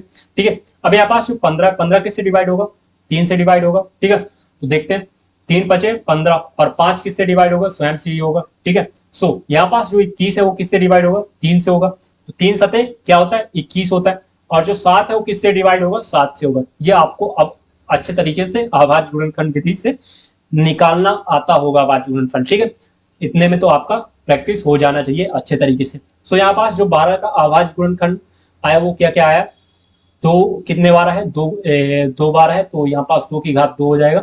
और 3 कितने बार है, 1 बार है। ठीक है, सो यहाँ पास हम ऐसे नहीं लिखेंगे कि यहाँ पास 2 गुणे 3 है, तो ऐसे लिखना एक तरह से बेवकूफी है। आप स्मार्ट स्टूडेंट है, स्मार्ट क्लास में है, 10th में है। ठीक है, तो यहाँ पास इसकी घात क्या हो जाएगी, जुड़ जाएगी। तो हम यहाँ पास हमने डायरेक्ट जोड़ के घात लिख दिया, है ना। यानी जितने बार जो संख्या उसको उतनी घात हो जाती है। तो ये आपसे अच्छे तरीके से आता है। ठीक है, सो ये हो गया। तो चलिए अब इसको हम अगला इसका देखते हैं, जो हमारा किसका 15 का जो अभाज्य गुणनखंड आया वो क्या क्या आया, इसका आया 3 गुणे 5। ठीक है, और यहाँ पास जो 21 का अभाज्य गुणनखंड क्या आया वो देखते हैं। यहाँ पास 21 का क्या आया, 3 गुणे 7, 3 गुणे 7। अब जब हमारा अभाज्य गुणनखंड आ गया तो अब हम क्या करेंगे, तब हम क्या करेंगे, HCF निकालेंगे, HCF निकालेंगे और LCM निकालेंगे। तो HCF क्या होता है, जो कि कॉमन हो। ठीक है, तो हाईएस्ट कॉमन फैक्टर, है ना, जो कि कॉमन हो। तो कॉमन क्या है भैया, यहाँ पास देखो, इन तीनों जो संख्याओं के आपने अभाज्य गुणनफल निकाले हैं, सो उन सभी में ऐसा कौन सा अभाज्य गुणनखंड की संख्या है कि तीनों में हो। ठीक है, तो यहाँ पास आप क्लियरली देख रहे हैं कि 2 नहीं है, जो 3 है वो तीनों में है, इसमें भी है, इसमें भी है, इसमें भी है। 3 है जो कि तीनों में। क्या होता कि कोई भी संख्या कॉमन नहीं होते। क्या होता है, मान लीजिए कि तीनों में कोई भी संख्या कॉमन नहीं होती। यहाँ पास मान लीजिए कि यहाँ पास क्या होता है, 13 होता है। यानी अब देखिए यहाँ पास तीनों में सेम कोई संख्या नहीं है। ठीक है, तो क्या होता, तो भैया जो 1 है वो तो तीनों में है, उसका अस्तित्व तो हमेशा रहेगा, है ना। तो एक उसका HCF क्या हो जाएगा, 1 हो जाएगा। यहाँ पास क्या था, 3 था, है ना। सो यहाँ पास अभी आप देखेंगे कि यहाँ पास जो हमारा 3 है वो तीनों में है, यानी हमारा इसका कॉमन क्या हो गया, यहाँ पास 3 हो गया। सो इसका HCF क्या हो गया, 3। अब हमें घात कौन सी लेनी, तो यहाँ पास हमें छोटी घात लेनी है, सबसे छोटी घात। तो सबसे छोटी घात क्या है, इन तीनों में से सबसे छोटी घात क्या है, 1 है। ठीक है, सभी की घात क्या है, 1 है, यानी घात क्या होगी इसकी, 1 हो गई। तो इसका HCF क्या हो गया, 3 हो गया। ठीक है, सो इसके बाद हम क्या करेंगे, अब इसका हम क्या करेंगे, LCM। ठीक है, सो इसका हम क्या करेंगे, अब हम LCM निकालेंगे। तो कैसे LCM निकालेंगे देखते हैं। सो यहाँ पास इसका LCM निकालने के लिए हमें सभी संख्या को क्या करना है, लिख लेना है बिना रिपीट किए। ठीक है, सो लिख लीजिए, एक तो हमारे पास 2 है और दूसरा हमारे पास 3 है और यहाँ पास तीसरा हमारे पास क्या है 5 है और चौथा हमारे पास क्या है 7 है। ठीक है, बिना रिपीट किए हुए लिख लिए हमने। ठीक है, सो ये हो गया। अब यहाँ पास हमें घात कौन सी लेनी, तो हमने बताया था आपको घात कौन से लेने, सबसे बड़ी घात लेनी। ठीक है, तो सबकी घात चेक कीजिए। 2 की सबसे बड़ी घात क्या है, यहाँ पास 2 है। 3 की सबसे बड़ी घात क्या है, 3 की सभी की घात 1 है और 5 की भी घात 1 है और 7 की भी घात 1 है। ठीक है, सो यहाँ पास आप सबको कैलकुलेट कर दीजिए। तो ये हो जाएगा 2 की गुणी 2 बार करना है, तो यहाँ पास यानी 2 दूनी 4 गुणे 3 गुणे 5 गुणे 7। ठीक है, अब इन सबका गुणा एक साथ कर दीजिए। ठीक है, तो कर दीजिए आप कंप्लीटली गुणा। ठीक है, तो इनका हम सबका एक साथ गुणा करेंगे तो ये आएगा हमारा 420। ठीक है, ये आएगा हमारा 420। ठीक है, सो इसका एलसीएम क्या आ गया 420, ये हो गया इसका आंसर। ठीक है, आंसर।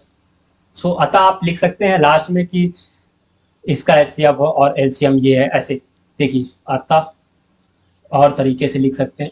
इसका एचसीएफ किसका किसका आया था 12 15 और 21 का एचसीएफ क्या आया आपका 3। ठीक है, और इसी तरह एलसीएम भी बता सकते हैं, एलसीएम किसका किसका इसी का एलसीएम है ना, तो आप यहाँ लिख दीजिएगा, मैं ऐसे रिपीट नहीं कर रहा हूँ। ठीक है, कितना है 420। तो ये ऐसे आप लिख देंगे तो और आपको मतलब मास्टर खुश हो जाएगा। ठीक है, जांचने वाला आपकी कॉपी। ठीक है, सो यहाँ हमने आपको लिखने का तरीका भी बता दिया पहले क्वेश्चन में। ठीक है, कैसे लिखना है, और इसका हमने एचसीएफ और एलसीएम भी याद कीजिए। आप हो सके तो आप वीडियो रोकिए और इन दोनों का एचसीएफ और एलसीएम याद कीजिए। ठीक है, और हम अभी सभी क्वेश्चन को सॉल्व कराने वाला है। तो चलिए इसका दूसरा क्वेश्चन सॉल्व करते हैं, जो कि हमारे पास है क्या 17 23 और 29 का एचसीएफ और एलसीएम। तो चलिए याद करते हैं, इसमें हल करते हैं। ठीक है, कौन सा इसका दूसरा है, तो क्या संख्या दिए गए हैं हमें यहाँ पास दिया गया है 17 23 और 29। ठीक है, तो आप लिख लीजिएगा 17 है 23 है 29 है। ठीक है, सो यहाँ पास हम सभी का क्या निकालते हैं अभाज्य गुणनखंड, तो यहाँ पास इसमें 17 का निकालेंगे और लाइन भी सीधा नहीं आ रहा। ठीक है, तो यहाँ पास 23 का निकालेंगे और यहाँ पास 29 का निकालेंगे। ठीक है, 29 का।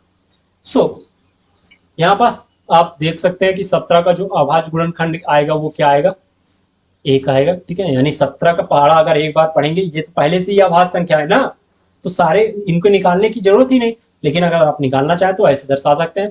ठीक है, और 23 का पहाड़ा एक बार पढ़ेंगे तो 23 हो जाएगा और 29 का पहाड़ा एक बार पढ़ेंगे तो 29 हो जाएगा, और ये स्वयं से विभाजित होंगे क्योंकि सारे क्या है अभाज्य संख्या है। ठीक है, सो ये हो गया। अब देखिए यहाँ पास, देखिए यहाँ पास 17 का अभाज्य गुणनखंड क्या क्या है, देखिए 17। अब यहाँ पास हमें एक लिखने की जरूरत है क्योंकि हमें यहाँ पास एक से अधिक अभाज्य गुणनखंड चाहिए ना, 17 गुणे 1 लिख सकते हैं या 1 गुणे 17 लिख सकते हैं, कोई दिक्कत नहीं है इसमें। ठीक है, और यहाँ पास जो 23 का अभाज्य गुणनखंड आया वो क्या क्या है, देखिए 23 गुणे 1 लिख लीजिए, 23 गुणे 1, और यहाँ पास 29 का अभाज्य गुणनखंड आया वो क्या आया 29 गुणे 1। ठीक है, बाकियों में हमने 1 क्यों नहीं लिखा, क्योंकि 1 का मल्टीप्लाई करेंगे तो उतना ही आएगा, लेकिन इसमें लिखने की जरूरत है क्योंकि हम इसमें कॉमन निकालेंगे, उसमें कॉमन आपके मिल रहे थे, उसमें भी नहीं मिलते कॉमन तो हम उसमें 1 लिखते हैं। ठीक है, सो यहाँ पास देखिए, अब यहाँ पास हम एचसीएफ निकालेंगे। ठीक है, सो एचसीएफ तो कॉमन क्या है यहाँ पास देख सकते हैं आप, तीनों में से कॉमन क्या है 1 है और घात क्या है इसकी 1 ही है। ठीक है, तो यहाँ पास इसकी एचसीएफ क्या हो गई 1 हो गई।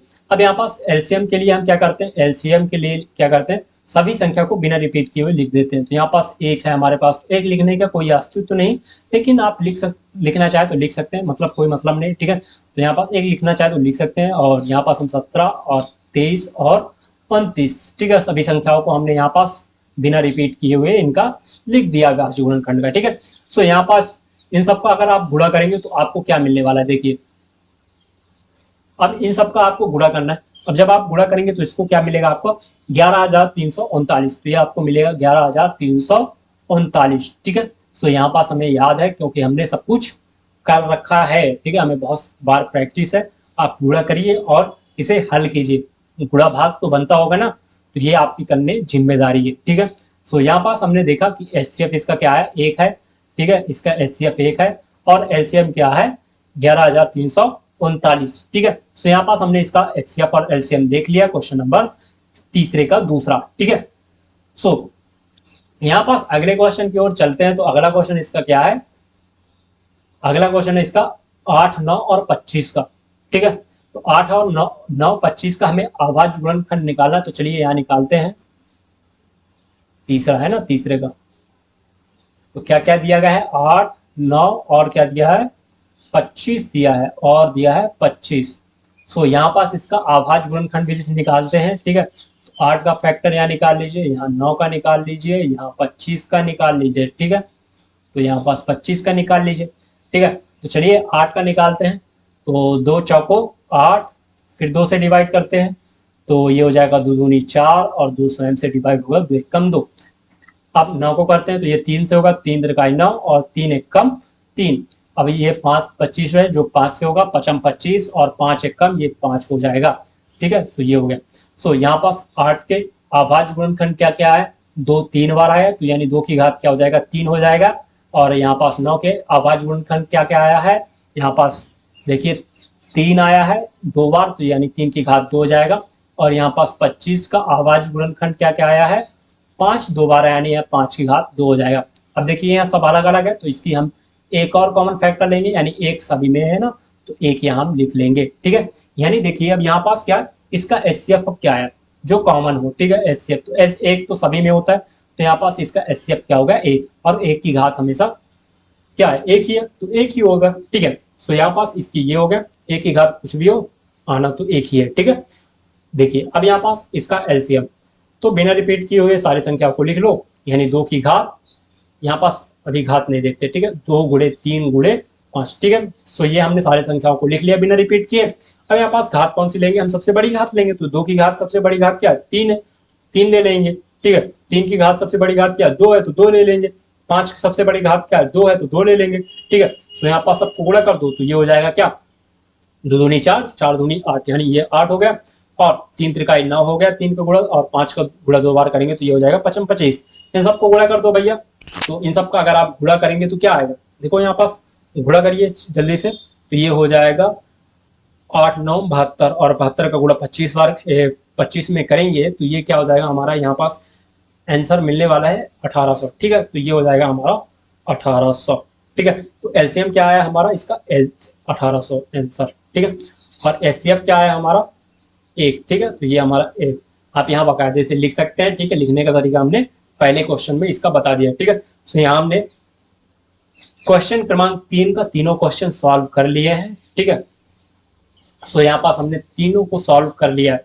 चलिए अब हम इसका अगला क्वेश्चन करते हैं, क्वेश्चन क्रमांक 4, ठीक है। सो यहाँ पास स्क्रीन पर आपको चौथा क्वेश्चन दिख रहा है, तो आप इस चौथा क्वेश्चन को अच्छे से पढ़िए और समझिए कि क्या कहना चाह रहा। तो देखिए क्वेश्चन क्या कहना चाह रहा कि HCF 306 और 657 की 9 दिया है, ठीक है। LCM आपको क्या करना है ज्ञात करना है, ठीक है। सो यहाँ पास जो एक फार्मूला होता है दो संख्याओं का गुणनफल, ठीक है, दो संख्याओं का गुणनफल बराबर होता है आपके HCF और LCM के, ठीक है। LCM को वही फार्मूला आपको यहाँ पास अप्लाई करना है, ठीक है। यहाँ पास दो संख्या दिए गए हैं आपको, एक तो 306 दिया गया है और दूसरा आपको क्या दिया गया है आपको 657, ठीक है। और आपको यहाँ पास HCF भी दिया गया है। HCF क्या है आपको यहाँ पास 9 है, ठीक है। तो यहाँ पास आपको HCF भी दिया गया है, HCF दिया गया है। सो यहाँ पास अब आपको करना क्या है LCM ज्ञात करना है। तो ये तो आप कर सकते हैं, है ना, यानी ये फार्मूला एक बन जाएगा। देखिए ये क्या है, ये जो है HCF मल्टीप्लाई LCM है, तो HCF इधर मल्टीप्लाई में तो इधर आ जाएगा, बराबर किधर तो क्या हो जाएगा डिवाइड में हो जाएगा, यानी A गुणे P अपॉन क्या हो जाएगा HCF, यानी जो आपका HCF है, यानी अब सभी में मान रखना है और आपको ज्ञात कर लेना है, ठीक है। तो चलिए इसे तरीके से हल करते हैं, ऐसे थोड़ी ना हल कर देंगे, ठीक है। तो तरीके से हल करते हैं, ठीक है। तो यहाँ पास हल करते हैं। सो देखिए यहाँ पास बहुत ही आसान है, ठीक है। लिखना कैसे है इसमें मैं आपको बताता हूँ हल, ठीक है। तो यहाँ पास देखिए आप अच्छे तरीके से दिया है, सबसे पहले लिखना है आपको दिया है, क्या दिया है बताइए मेरे को, क्या दिया है यहाँ पास आपको दिया है HCF दिया है, किनका HCF दिया है 306 और 657 का। कितना दिया है भैया 9 दिया है। ठीक है, तो अब आपको यहां पास ज्ञात करना है, ज्ञात करना है, क्या ज्ञात करना है आपको, एलसीएम ज्ञात करना है ना, ज्ञात करना है आपको एलसीएम। ठीक है, एलसीएम ज्ञात करना है। ठीक है, सो ये हो गया। अब आपको, अब आप जानते हैं, है ना, हम जानते हैं, क्या जानते हैं, हम जानते हैं, विनोद दैट, विनोद जानता है, क्या जानता है भैया विनोद, कि क्या जानता है कि दो संख्याओं का गुणनफल यानी ए गुणे बी बराबर होगा एचसीएफ और एलसीएम के। ठीक है, सो यहाँ पास ये आप जानते हो, है ना। अब जब ये आप जानते हो तो यहाँ पास आपको मानना पड़ेगा, क्या मानना पड़ेगा, ए मानना पड़ेगा। ए कितना मानना पड़ेगा आपको 306, कुछ भी मान सकते हैं, 306 657। ठीक है, और एक आपको बी मानना पड़ेगा, तो यहाँ पास हम बी 657 मान लेते हैं। अब यहाँ पास आपको एलसीएम ज्ञात करना है, तब एलसीएम का फार्मूला क्या बनेगा भैया, तब एलसीएम का फार्मूला क्या बनेगा, जो आपका ये एचसीएफ है वो इधर आ जाएगा, वो इधर आ जाएगा, है ना। तो ये मल्टीप्लाई में, तो इधर आके डिवाइड में हो जाएगा। ठीक है, सो यहाँ पास एचसीएफ का फार्मूला क्या बनेगा, ए गुणे बी, और इसके डिवाइड में यहाँ पास क्या आ जाएगा एचसीएफ, तो यहाँ पास हो जाएगा ये एचसीएफ।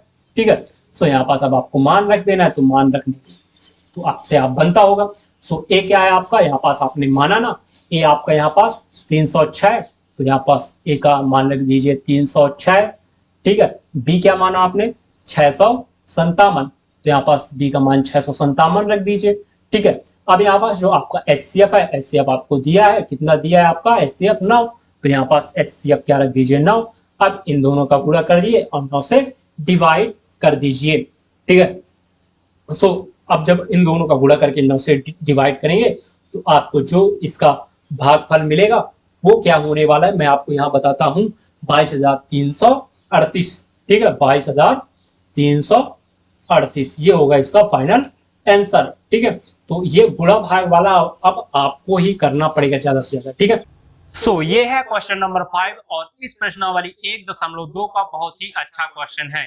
सो इसी की तरह एक एग्जाम्पल भी है जो कि एग्जाम्पल नंबर 5 है, तो जाके आप इस वीडियो को देखने के बाद उसे सॉल्व करने की कोशिश जरूर करें, और उसे भी हमने सॉल्व करा दिया है, नीचे लिंक डिस्क्रिप्शन पे है, आप जाके जरूर एक बार चेकआउट करें। तो चलिए क्वेश्चन नंबर 5 को अच्छे से पढ़ते हैं और समझते हैं कि क्वेश्चन नंबर 5 में करना क्या है।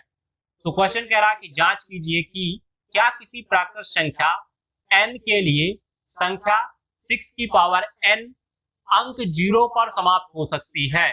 तो यहाँ पास क्वेश्चन बेसिकली कहना क्या चाह रहा कि यहाँ पास जो 6 की घात n है ना, और n जो है वो क्या है प्राकृत संख्या है, यानी n की जगह कोई भी प्राकृत संख्या आप रख दीजिए। ठीक है, कोई भी प्राकृत संख्या।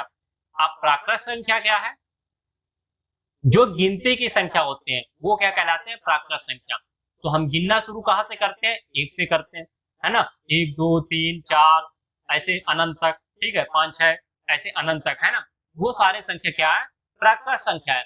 तो क्वेश्चन कह रहा है कि आपके पास कोई भी प्राकृत संख्या, जितने भी प्राकृत संख्या है उनमें से कोई भी संख्या n की जगह रखिए, n की जगह रखिए और उसको सॉल्व कीजिए, और जो भी उसका सॉल्यूशन है वो क्या, उसका इकाई जो आ रहा है वो 0 पर समाप्त हो रहा।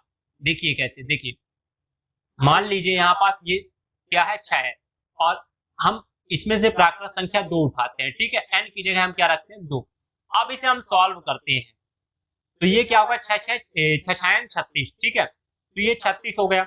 अब जो इसका इकाई है वो क्या शून्य है, यानी जो ये 36 है, तो ये जो भी सॉल्यूशन आया, ठीक है, ये 36 वो क्या 0 पर समाप्त हो रहा है, नहीं हो रहा। यहाँ पास किसमें समाप्त हो रहा है, 6 पे समाप्त हो रहा है ये, है ना। तो क्वेश्चन कह रहा है कि आप कोई भी संख्या रखिए प्राकृत संख्या इसके जगह n की जगह, और क्या 0 पर ऐसे समाप्त होगा। तो देखिए 0 पर कब समाप्त होगा, ऐसे ही सबसे पहले देखिए छोटी संख्या कब 0 पर समाप्त होती है। यहाँ पास सबसे छोटी संख्या 10 है जो कि 0 पर समाप्त होती है, और उसका फैक्टर देखिए, उसका फैक्टर क्या होता है, यानी गुणनखंड क्या होता है, 2 गुणे 5 होता है। 2 गुणे 5 होता है। और फिर इसके बाद दूसरी संख्या कौन सी है जो 0 पर समाप्त होती है? 20 होती है। उसका फैक्टर क्या है यहाँ पास देखिए, उसका फैक्टर क्या है? 2 गुणे 5 होती है। अब यहाँ पास तीसरा भी देख लेते हैं, चलिए, जो जो 0 पर समाप्त होती है, यहाँ पास 30 होती है। तो देखते हैं इसका फैक्टर क्या है। इसका फैक्टर है 2 गुणे 3 गुणे 5, है ना।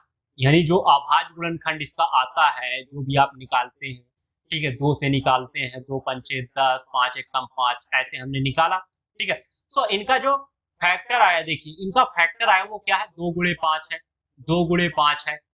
यहाँ और देखिए क्या है, 2 गुणे 5 है, ये वाला एक जोड़ा बन रहा है 2 गुणे 5 का, जो कि 0 पर समाप्त हो रहे हैं।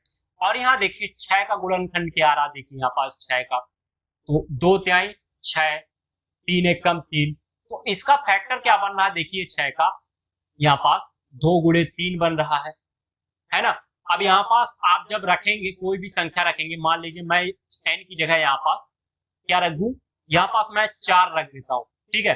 अब 4 रखने पर इसका जो 6 को हम 4 बार गुणा करेंगे, तो गुणा करने पर कितना आएगा? 1296 आएगा। और जब हम इसका फैक्टर निकालेंगे तो क्या आएगा? देखिए इसका फैक्टर जब हम निकालेंगे तो क्या आएगा? देखिए 2 गुणे 2 गुणे 2 गुणे 2 गुणे 3 गुणे 3 गुणे 3 गुणे 3, ठीक है। अब यहाँ पास देखिए, अब ध्यान दीजिए, यहाँ पास जो इसका जोड़ा बन रहा है ना, वो 2 गुणे 3 का बन रहा है ना। यानी 2 गुणे 3 का जोड़ा बन रहा है, ये 2 गुणे 3 का जोड़ा बन रहा है ना।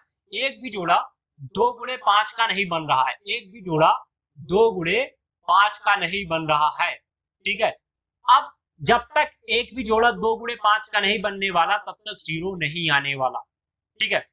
सो इससे हमें कंफर्म होता है कि हम 6 की पावर n, यानी n की जगह कोई भी प्राकृत संख्या रखें तो वो क्या होगा? 0 पर कभी समाप्त नहीं होगा। और समाप्त होने के लिए एटलीस्ट उनका एक गुणनखंड का जोड़ा क्या होना चाहिए? 2 गुणे 5 का होना चाहिए, 2 गुणे 5 का होना चाहिए, जो कि यह संभव नहीं है, ठीक है। तो आई होप क्वेश्चन आप समझ चुके होंगे, क्वेश्चन कहना क्या चाह रहा। अब इसे लिखना कैसे है देखिए, तो इसे लिखना कैसे है मैं आपको यहाँ लिख कर बताता हूँ, ठीक है। तो यहाँ पास आपको हल डाल लेनी है, ठीक है।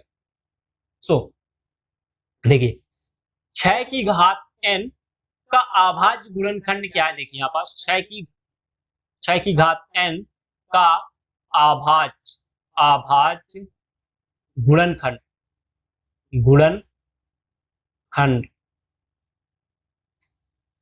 गुणनखंड क्या है?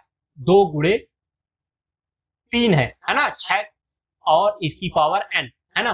तो आप जितना भी करेंगे उसमें जोड़ा किसका बनने वाला है? यहाँ पास 2 गुणे 3 का ही जोड़ा बनने वाला है। और हमें चाहिए क्या 0 लाने के लिए? 2 गुणे 5 का चाहिए, वो तो संभव नहीं है भैया, है ना। तो यहाँ पास हम क्या करेंगे, लिखेंगे इसका कारण, लिखते हैं कारण, क्या लिखेंगे कारण? देखिए जबकि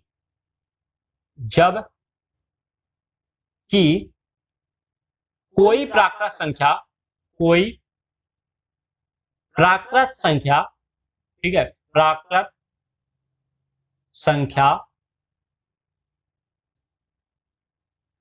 0 पर समाप्त होती है, 0 पर समाप्त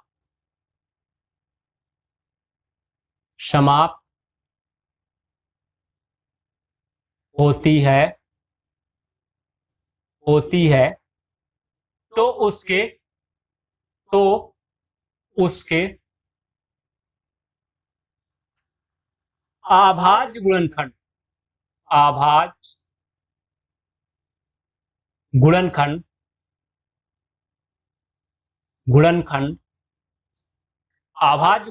क्या होता है? 2 गुणे 5 होता है, यानी 2 गुणे 5 की पावर n होगा, है ना, के रूप में होता है, ठीक है, या के रूप का होता है, ये हो गया, होता है, ठीक है। सो अतः 6 की घात n शून्य पर समाप्त नहीं होगी, शून्य पर समाप्त नहीं होगी। ठीक है, ये हो गया। इस तरह आपको एग्जाम में लिखना है। आपको मैंने समझने के लिए भी बता दिया, समझा भी दिया अच्छे से, और आपको ऐसे भी लिखना ही है। ठीक है, चलिए अब हम अगला क्वेश्चन करते हैं इसका। यहाँ पास अब क्वेश्चन नंबर 6 है, और अब हम इसे पढ़ते हैं और समझते हैं कि क्वेश्चन नंबर 6 को करना कैसे है।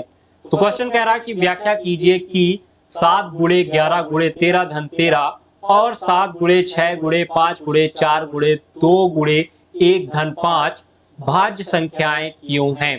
ये क्वेश्चन कह रहा है कि ये जो संख्या है भाज्य संख्या है, और आपको सिद्ध करना है कि भाज्य संख्या क्यों है। तो आप इसे कैसे सिद्ध करेंगे? तो आप तो एक काम कर सकते हैं कि इसके अभाज्य गुणनखंड निकाल दीजिए। ठीक है, इसे कैलकुलेट करके इसका अभाज्य गुणनखंड निकाल दीजिए, है ना, या तो इसके भाजक निकाल दीजिए। ठीक है, तो देखिए इसको हम क्या करेंगे, अभाज्य गुणनखंड निकालेंगे, और जो अभाज्य गुणनखंड निकालेंगे वही इसके भाजक होंगे। तो देखिए कैसे करते हैं, हम इसे हल करते हैं और समझते हैं। ठीक है, तो यहाँ पास इसको हम पहला करते हैं इसका। तो पहला है हमारे पास इसका क्वेश्चन नंबर 6 का 7 गुणे 11 गुणे 13 धन 13। अब यहाँ पास देखिए एक चीज कि एक तो ये है हमारे पास, और दूसरा इसके धन के बाद ये है, यानी दो साइड। ठीक है, अब इन दोनों में एक चीज कॉमन है। क्या कॉमन है? कि इन दोनों में 13 है, तो 13 को हम कॉमन ले लेते हैं। तो चलिए कॉमन ले लीजिए। तो यहाँ पास हम 13 को कॉमन ले लेंगे तो क्या बचेगा, यहाँ बचेगा 7 गुणे 11। अब यहाँ पास हमने 13 कॉमन ले लिया तो क्या बचेगा, गुणा 1 बचेगा, है ना। अब यहाँ पास धन है, यहाँ से भी हमने 13 ले लिया तो यहाँ पास क्या बचेगा, यहाँ पास 1 बचेगा जब हमने 13 कॉमन ले लिया तो। ठीक है, अब यहाँ पास क्या करिए कि इन संख्याओं को आप गुणा कर दीजिए, और गुणा करने के बाद 1 उसमें जोड़ दीजिए। ठीक है, तो चलिए गुणा कर देते हैं यहाँ पास। तो ये है 13 हमारा, और ये 7 का गुणा 11 से करेंगे तो 11 7 77, और 77 का गुणा 1 से करेंगे तो क्या हो जाएगा, 77, है ना। ये हो गया 77, और यहाँ पास +1। ठीक है, तो अब यहाँ पास 77 में 1 जोड़ दीजिए तो ये क्या हो जाएगा, 78 हो जाएगा, 78 हो जाएगा। अब यहाँ पास एक काम कर दीजिए आप कि 78 का अभाज्य गुणनखंड निकाल दीजिए। तो चलिए निकाल लेते हैं। तो इसे हम 2 से विभाजित करते हैं तो ये 2 से पूर्णतः विभाजित हो जाएगा, इसकी इकाई में क्या है, 8 है। तो ये हो जाएगा 2 तिहाई 6 और 2 नाइम 18। ठीक है, अब यहाँ पास जो ये 3 से विभाजित हो जाएगा, 3 एक कम 3 और 3 त्रिकाई 9, और 13 जो है वो स्वयं से विभाजित होगा, है ना। इन 13 एक कम 13, क्यों, क्योंकि वो अभाज्य संख्या था, है ना। यहाँ पास इसके अभाज्य गुणनफल क्या क्या है, देखिए 2 गुणे 13, 3 गुणे 13। ठीक है, यहाँ पास ये 13 है, और 78 के अभाज्य गुणनफल क्या क्या है, 2 गुणे 3 गुणे 13। ठीक है, यहाँ पास इसे हम क्रम से लिख देते हैं। चलिए यहाँ पास 2 गुणे 3, और यहाँ पास देखिए 13 2 बार है, ये भी गुणे में ही है ना, तो 13 2 बार है। तो जब संख्या समान हो तो घातें क्या हो जाती है, जुड़ जाती है। तो यहाँ पास 13 की घात क्या हो गई, 2 हो गई, दोनों की एक ही एक है जब कुछ नहीं है तो। ठीक है, ये हो गया। अब आप देख सकते हैं कि यहाँ पास जितने संख्या हैं वो क्या है, सारे अभाज्य संख्या है, और जब कोई भाज्य संख्या होता है तो आप उसे अभाज्य संख्या के गुणनफल के रूप में लिख सकते हैं। ठीक है, या तो जो जितने भी संख्या है इसके, ठीक है, ये जितने भी संख्या हैं वो सारे क्या हैं, यहाँ पास वो 7 गुणे 11 गुणे 13 धन 13 के क्या है, भाजक है ना। यहाँ पास आपका ये 2 भी है, यहाँ पास ये आपका 2 भी है, क्या है 2 और 3। ठीक है, ये सब क्या है, आपके भाजक हैं इनके सब, है ना। 2 से भी ये पूर्णतः विभाजित हो जाएगा, 3 से भी हो जाएगा, और 13 से भी हो जाएगा। ठीक है, यहाँ पास क्या होता है कि जब कोई भाज्य संख्या होता है तो उसके 2 या 2 से अधिक भाजक होते हैं। तो यहाँ पास आपको लिख देना है आता में, क्या लिख देना है, देखिए क्या लिखना है आपको, दिया गया संख्या भाज्य संख्या है। ठीक है, यहाँ पास आपको लिखना है कि दिया गया संख्याएं, ठीक है, संख्याएं लिख दीजिए, संख्याएं, दिया गया संख्याएं भाज्य संख्याएं हैं, संख्याएं हैं। क्यों? क्यों है भैया? क्योंकि भाज्य संख्याओं के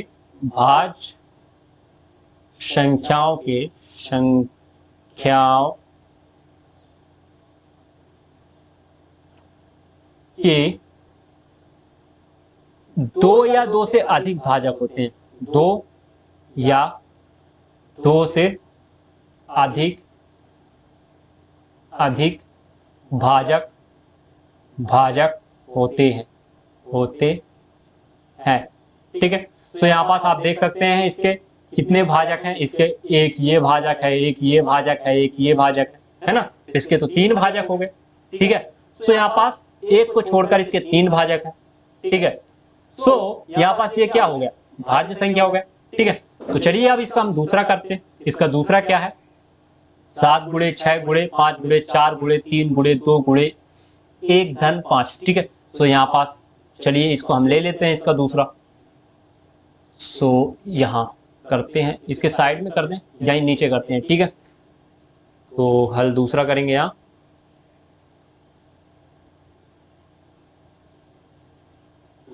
क्या है ये है 7 गुणे 6 गुणे 5 गुणे 4 गुणे 3 गुणे 2 गुणे 1 धन 5, ये है ऐसे, ठीक है। 7 से पूरा घटता क्रम है ना।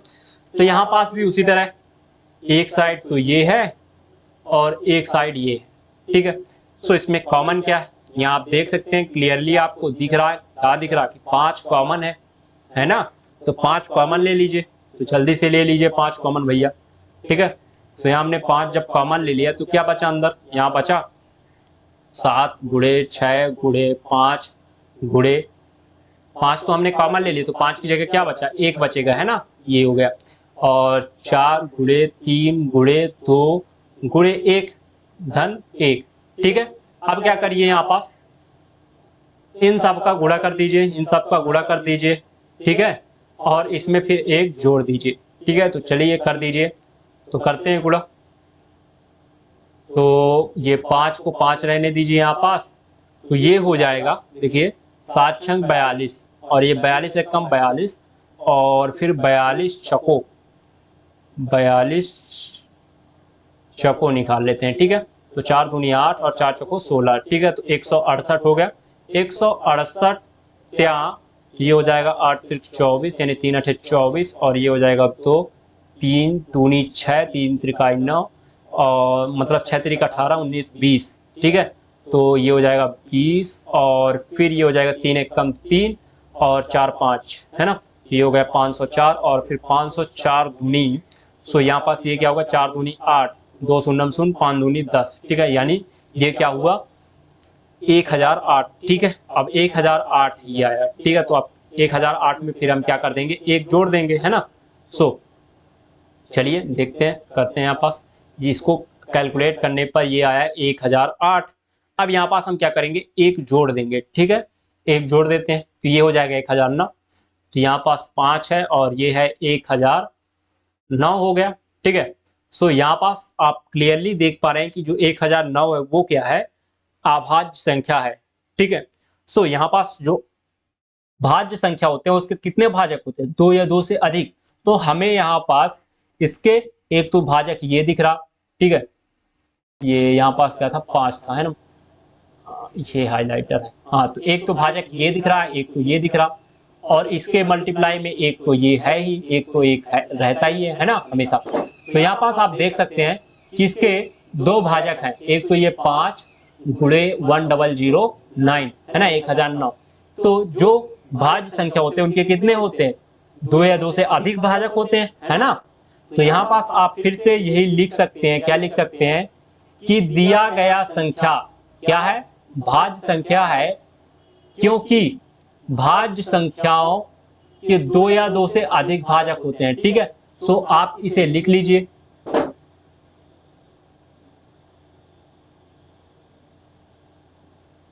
तो यहाँ लिख दीजिए आप इसके नीचे, ठीक है। तो ये हो गया, हमने लिख दिया, ठीक है। तो अब चलिए क्वेश्चन नंबर, अगले क्वेश्चन की ओर चलते हैं। ये हमारा क्वेश्चन कंप्लीट हो गया। क्वेश्चन नंबर 7 की ओर चलते हैं और अब हम क्वेश्चन नंबर 7 को अच्छे से पढ़ते हैं और समझते हैं कि क्वेश्चन नंबर 7 कहना क्या चाह रहा। क्वेश्चन कह रहा है कि किसी खेल के मैदान के चारों ओर एक वृत्ताकार पथ है। इस मैदान का एक चक्कर लगाने में सोनिया को 18 मिनट लगते हैं, जबकि इसी मैदान का एक चक्कर लगाने में रवि को 12 मिनट लगते हैं, ठीक है। तो इससे साफ पता चल रहा है कि रवि यहाँ पास तेज दौड़ रहा है ना। अब देखिए, मान लीजिए वे दोनों एक ही स्थान और एक ही समय पर चलना प्रारंभ करके एक ही दिशा में चलते हैं, ठीक है। यहाँ पास एक ही दिशा में वो चलते हैं, तो कितने समय बाद वे पुनः प्रारंभिक स्थान पर मिलेंगे, ठीक है। तो यहाँ पास वे पुनः प्रारंभिक स्थान पर कितने समय बाद मिलेंगे। तो देखिए यहाँ पास क्वेश्चन कहना क्या चाह रहा। क्वेश्चन कह रहा कि यहाँ पास आपके पास क्या है, एक वृत्ताकार क्या है, पथ है, यानी मैदान है, उसमें ऐसा वृत्ताकार पथ है, दौड़ने का बना है, ठीक है। सो वो क्या है उसमें कि यहाँ पास जब सोनिया दौड़ती है, मान लो यहाँ पास प्रारंभिक स्थान है, ठीक है, यहाँ से दौड़ना शुरू करते हैं। जब सोनिया दौड़ती है तो यहां से सोनिया दौड़ी और यहां फिर से पहुंची अपने प्रारंभिक स्थान में, तो उसको 18 मिनट लगते हैं। और जो रवि है यहां से दौड़ा और वही अपने प्रारंभिक स्थान पर दौड़ने के बाद, पहुंचने के बाद क्या होता है, वो उसको 12 मिनट लगते हैं, ठीक है। सो हमें ज्ञात क्या करना है, हमें ज्ञात करना है कि वो दोनों एक साथ दौड़ेंगे और एक ही समय पर दौड़ेंगे और एक ही दिशा पे दौड़ेंगे, और कब अपने प्रारंभिक स्थान पर, यानी कितने समय बाद अपने प्रारंभिक स्थान पर पहुंचेंगे। अब यहाँ पास तो ये तो हो नहीं सकता कि वो एक ही चक्कर में दोनों एक साथ पहुंच जाए। जब देखो यहाँ पास मान लो ये रवि है, ठीक है। सो यहाँ पास रवि जब दौड़ता है तो उसको कितने लगते हैं, 12 मिनट लगते हैं। और यहाँ पास जो सोनिया है, ठीक है, एस, ठीक है। अब यहाँ पास जो सोनिया है वो उसको कितने मिनट लगते हैं, 18 मिनट लगते हैं, यानी धीमा दौड़िए। तो यानी जब रवि एक चक्कर अपना कंप्लीट करेगा तो सोनिया कुछ यहां होगी, है ना, यहां होगी, ठीक है। और फिर जब रवि क्या करेगा, अपना दूसरा चक्कर लगाएगा, रवि अपना दूसरा चक्कर लगाएगा तो कहां होगा, सोनिया कुछ यहां होगी, यहां फिर से होगी, है ना। सो हमें कैसा पता चले, यानी कैसे पता चले कि वो कितने समय बाद दोनों यही पास हो, कहां पास हो, अपने प्रारंभिक स्थान पर, यहां पास, ठीक है। उसका प्रारंभिक स्थान कहां, यहां। सो हमें कैसे पता चले, तो चलिए हम पहले ये पता कर लेते हैं कि वो कितने समय बाद प्रारंभिक स्थान पर होगा। तो ये समझने वाली बात है। अब देखिए यहाँ पास कैसे हम पता करेंगे। एक को तो लगता है 12 मिनट, ठीक है, यानी रवि को यहाँ पास कितना लगता है, 12 मिनट। और दूसरा जो है सोनिया, सोनिया को कितना लगता है यहाँ पास, 18 मिनट। अब यहाँ पास इनका हम क्या निकालते हैं, गुणनखंड, यानी इनका हम पहाड़ा पढ़ते हैं, ठीक है। 12 का पहाड़ा पढ़ते हैं और 18 का पहाड़ा पढ़ते हैं और देखते हैं कि इनमें से कॉमन क्या है। तो देखते हैं 12 का 12 और 12 दूनी 24 और 12 त्याई 36, 12 चौक 48, ठीक है। और इसके आगे आप पढ़िए, ठीक है। और यहाँ पास अब हम 18 का इसमें पढ़ते हैं, तो 18 का 18, 18 दूनी 36। तो यहाँ पास आप देख रहे हैं कि क्या देख रहे हैं यहाँ पास, जब रवि अपना तीसरा चक्कर लगा रहा होता है, एक चक्कर तो ये 12 हो गया, दूसरा 24 और तीसरा 36 मिनट बाद। तो जब अपना तीसरा चक्कर वो कंप्लीट कर रहा होता है तब सोनिया अपनी दूसरी चक्कर कंप्लीट कर रही होती है ना। यहां हमें चक्कर नहीं बताना है कि कितने चक्कर में कौन कितना पहुंचा, है ना। हमें यह बताना है कि वो दोनों कितने समय बाद अपने प्रारंभिक स्थान पर पहुंचे, यानी दोनों कितने समय बाद यहां पहुंचे अपने प्रारंभिक स्थान पर। तो यहां पास हमें क्लियरली दिख रहा है कि यहां पास 36 मिनट बाद क्या दोनों एक ही स्थान पर पहुंचे, है ना। यहाँ पास चक्कर मारने नहीं लगता कि वो कितने चक्कर लगाया और ये कितने चक्कर लगाई, है ना। सो यहाँ पास समय इंपॉर्टेंट है कि वो कितने समय बाद एक ही स्थान पर पहुंची। तो यहाँ पास ये चीज देखने के बाद हमें एक चीज तो मालूम चल गई कि यहाँ पास हमें लोएस्ट कॉमन फैक्टर निकालना है, यानी एलसीएम निकालना है। सो यहाँ पास इसको आपको अपने से समझना पड़ेगा, है ना, सोचने की क्षमता बढ़ाना पड़ेगा कि ये कैसे सॉल्व करें। ठीक है, तो चलिए अब हम यहाँ पास समझ चुके हैं कि हमें इसका एलसीएम निकालना है, तो सॉल्व करके अब हम दिखाते हैं कि इसे सॉल्व कैसे करना है। तो यहाँ पास हम नीचे सॉल्व करते हैं, ठीक है। तो यहाँ हम हल करेंगे। देखिए, एक वृत्ताकार खेल के मैदान में चक्कर में लगाने का समय क्या था उसका, ठीक है। तो यहाँ पास हम देखेंगे एक वृत्ताकार, ठीक है, एक वृत्ताकार खेल के मैदान, खेल के मैदान मैदान में चक्कर लगाने में लगा समय, ठीक है। तो रवि को कितना लगा भैया, रवि को लगा समय कितना है, यहाँ पास रवि को एक चक्कर लगाने में लगा समय, एक चक्कर लगाने में लगा समय, लगाने में लगा समय, लगा समय कितना है, 12 मिनट लगता है उसको, है ना, 12 मिनट लगता है। और यहां पास सोनिया को कितना लगा, सोनिया, ठीक है। तो सोनिया को कितना लगा आप वही नीचे लिख दीजिएगा, एक चक्कर में लगाने में समय, तो कितना लगा यहाँ पास 18 मिनट लगा, है ना, 18 मिनट। सो इसके बाद दोनों को अपने प्रारंभिक स्थान में पहुंचने में लगा समय क्या होगा, यहां लिख दीजिए, दोनों को अपने प्रारंभिक, ठीक है, प्रारंभिक स्थान में पहुंचने में लगा समय,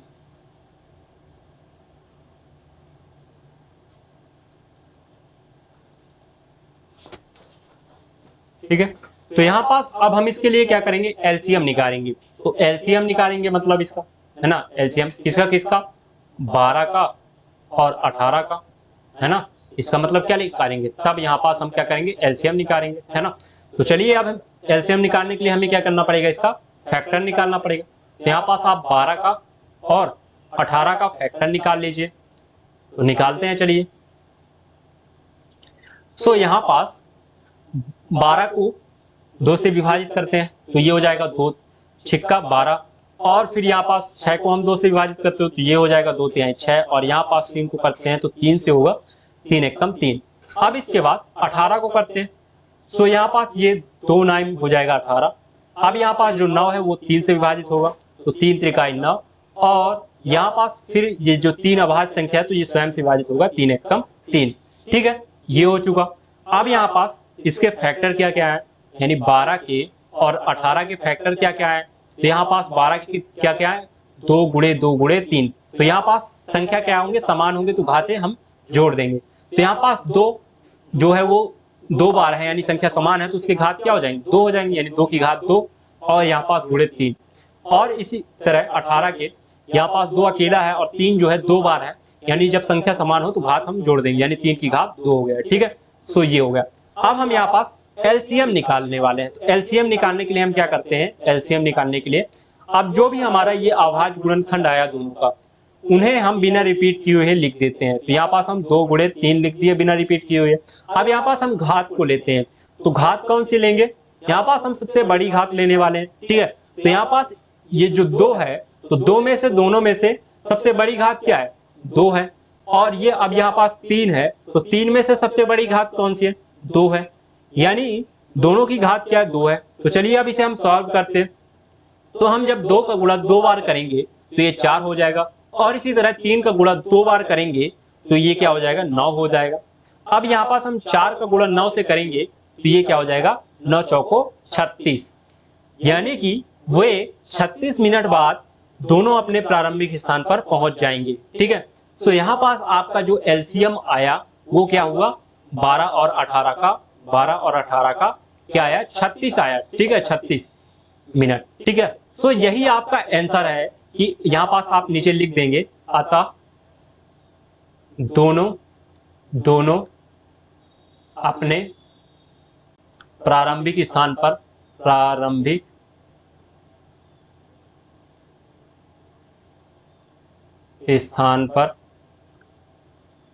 36 मिनट बाद पहुंचेंगे, 36 मिनट बाद एक साथ मिलेंगे, है ना, एक साथ मिलेंगे। ठीक है, सो ये हो गया आपका कंप्लीट आंसर क्वेश्चन नंबर 7 का। सो आपको ऐसे ही करना है। ठीक है, सो यहाँ से आपको नोट डाउन कर लेना है। ठीक है, यहाँ से आपको नोट डाउन कर लेना, ये आपकी अंडरस्टैंडिंग के लिए है। ठीक है, सो तो नोट डाउन कर लीजिए, और इसका आपको पीडीएफ नोट्स चाहिए हैंड रिटन, ठीक है, तो मेरे द्वारा, तो आपको टेलीग्राम ग्रुप ज्वाइन करना पड़ेगा। लिंक आपको नीचे डिस्क्रिप्शन पे है, या आप सर्च कर सकते हैं आलोक मोशन क्लासेस, आप जाके वहां सिंपली ज्वाइन कर लीजिए, और जो भी वीडियो है उसका पीडीएफ उसी वीडियो के उसमें आपको कमेंट सेक्शन पे मिल जाएगा, तो जाके एक बार चेकआउट जरूर कीजिए। चलिए मिलते हैं अगले वीडियो पर, तब तक के लिए बाय बाय।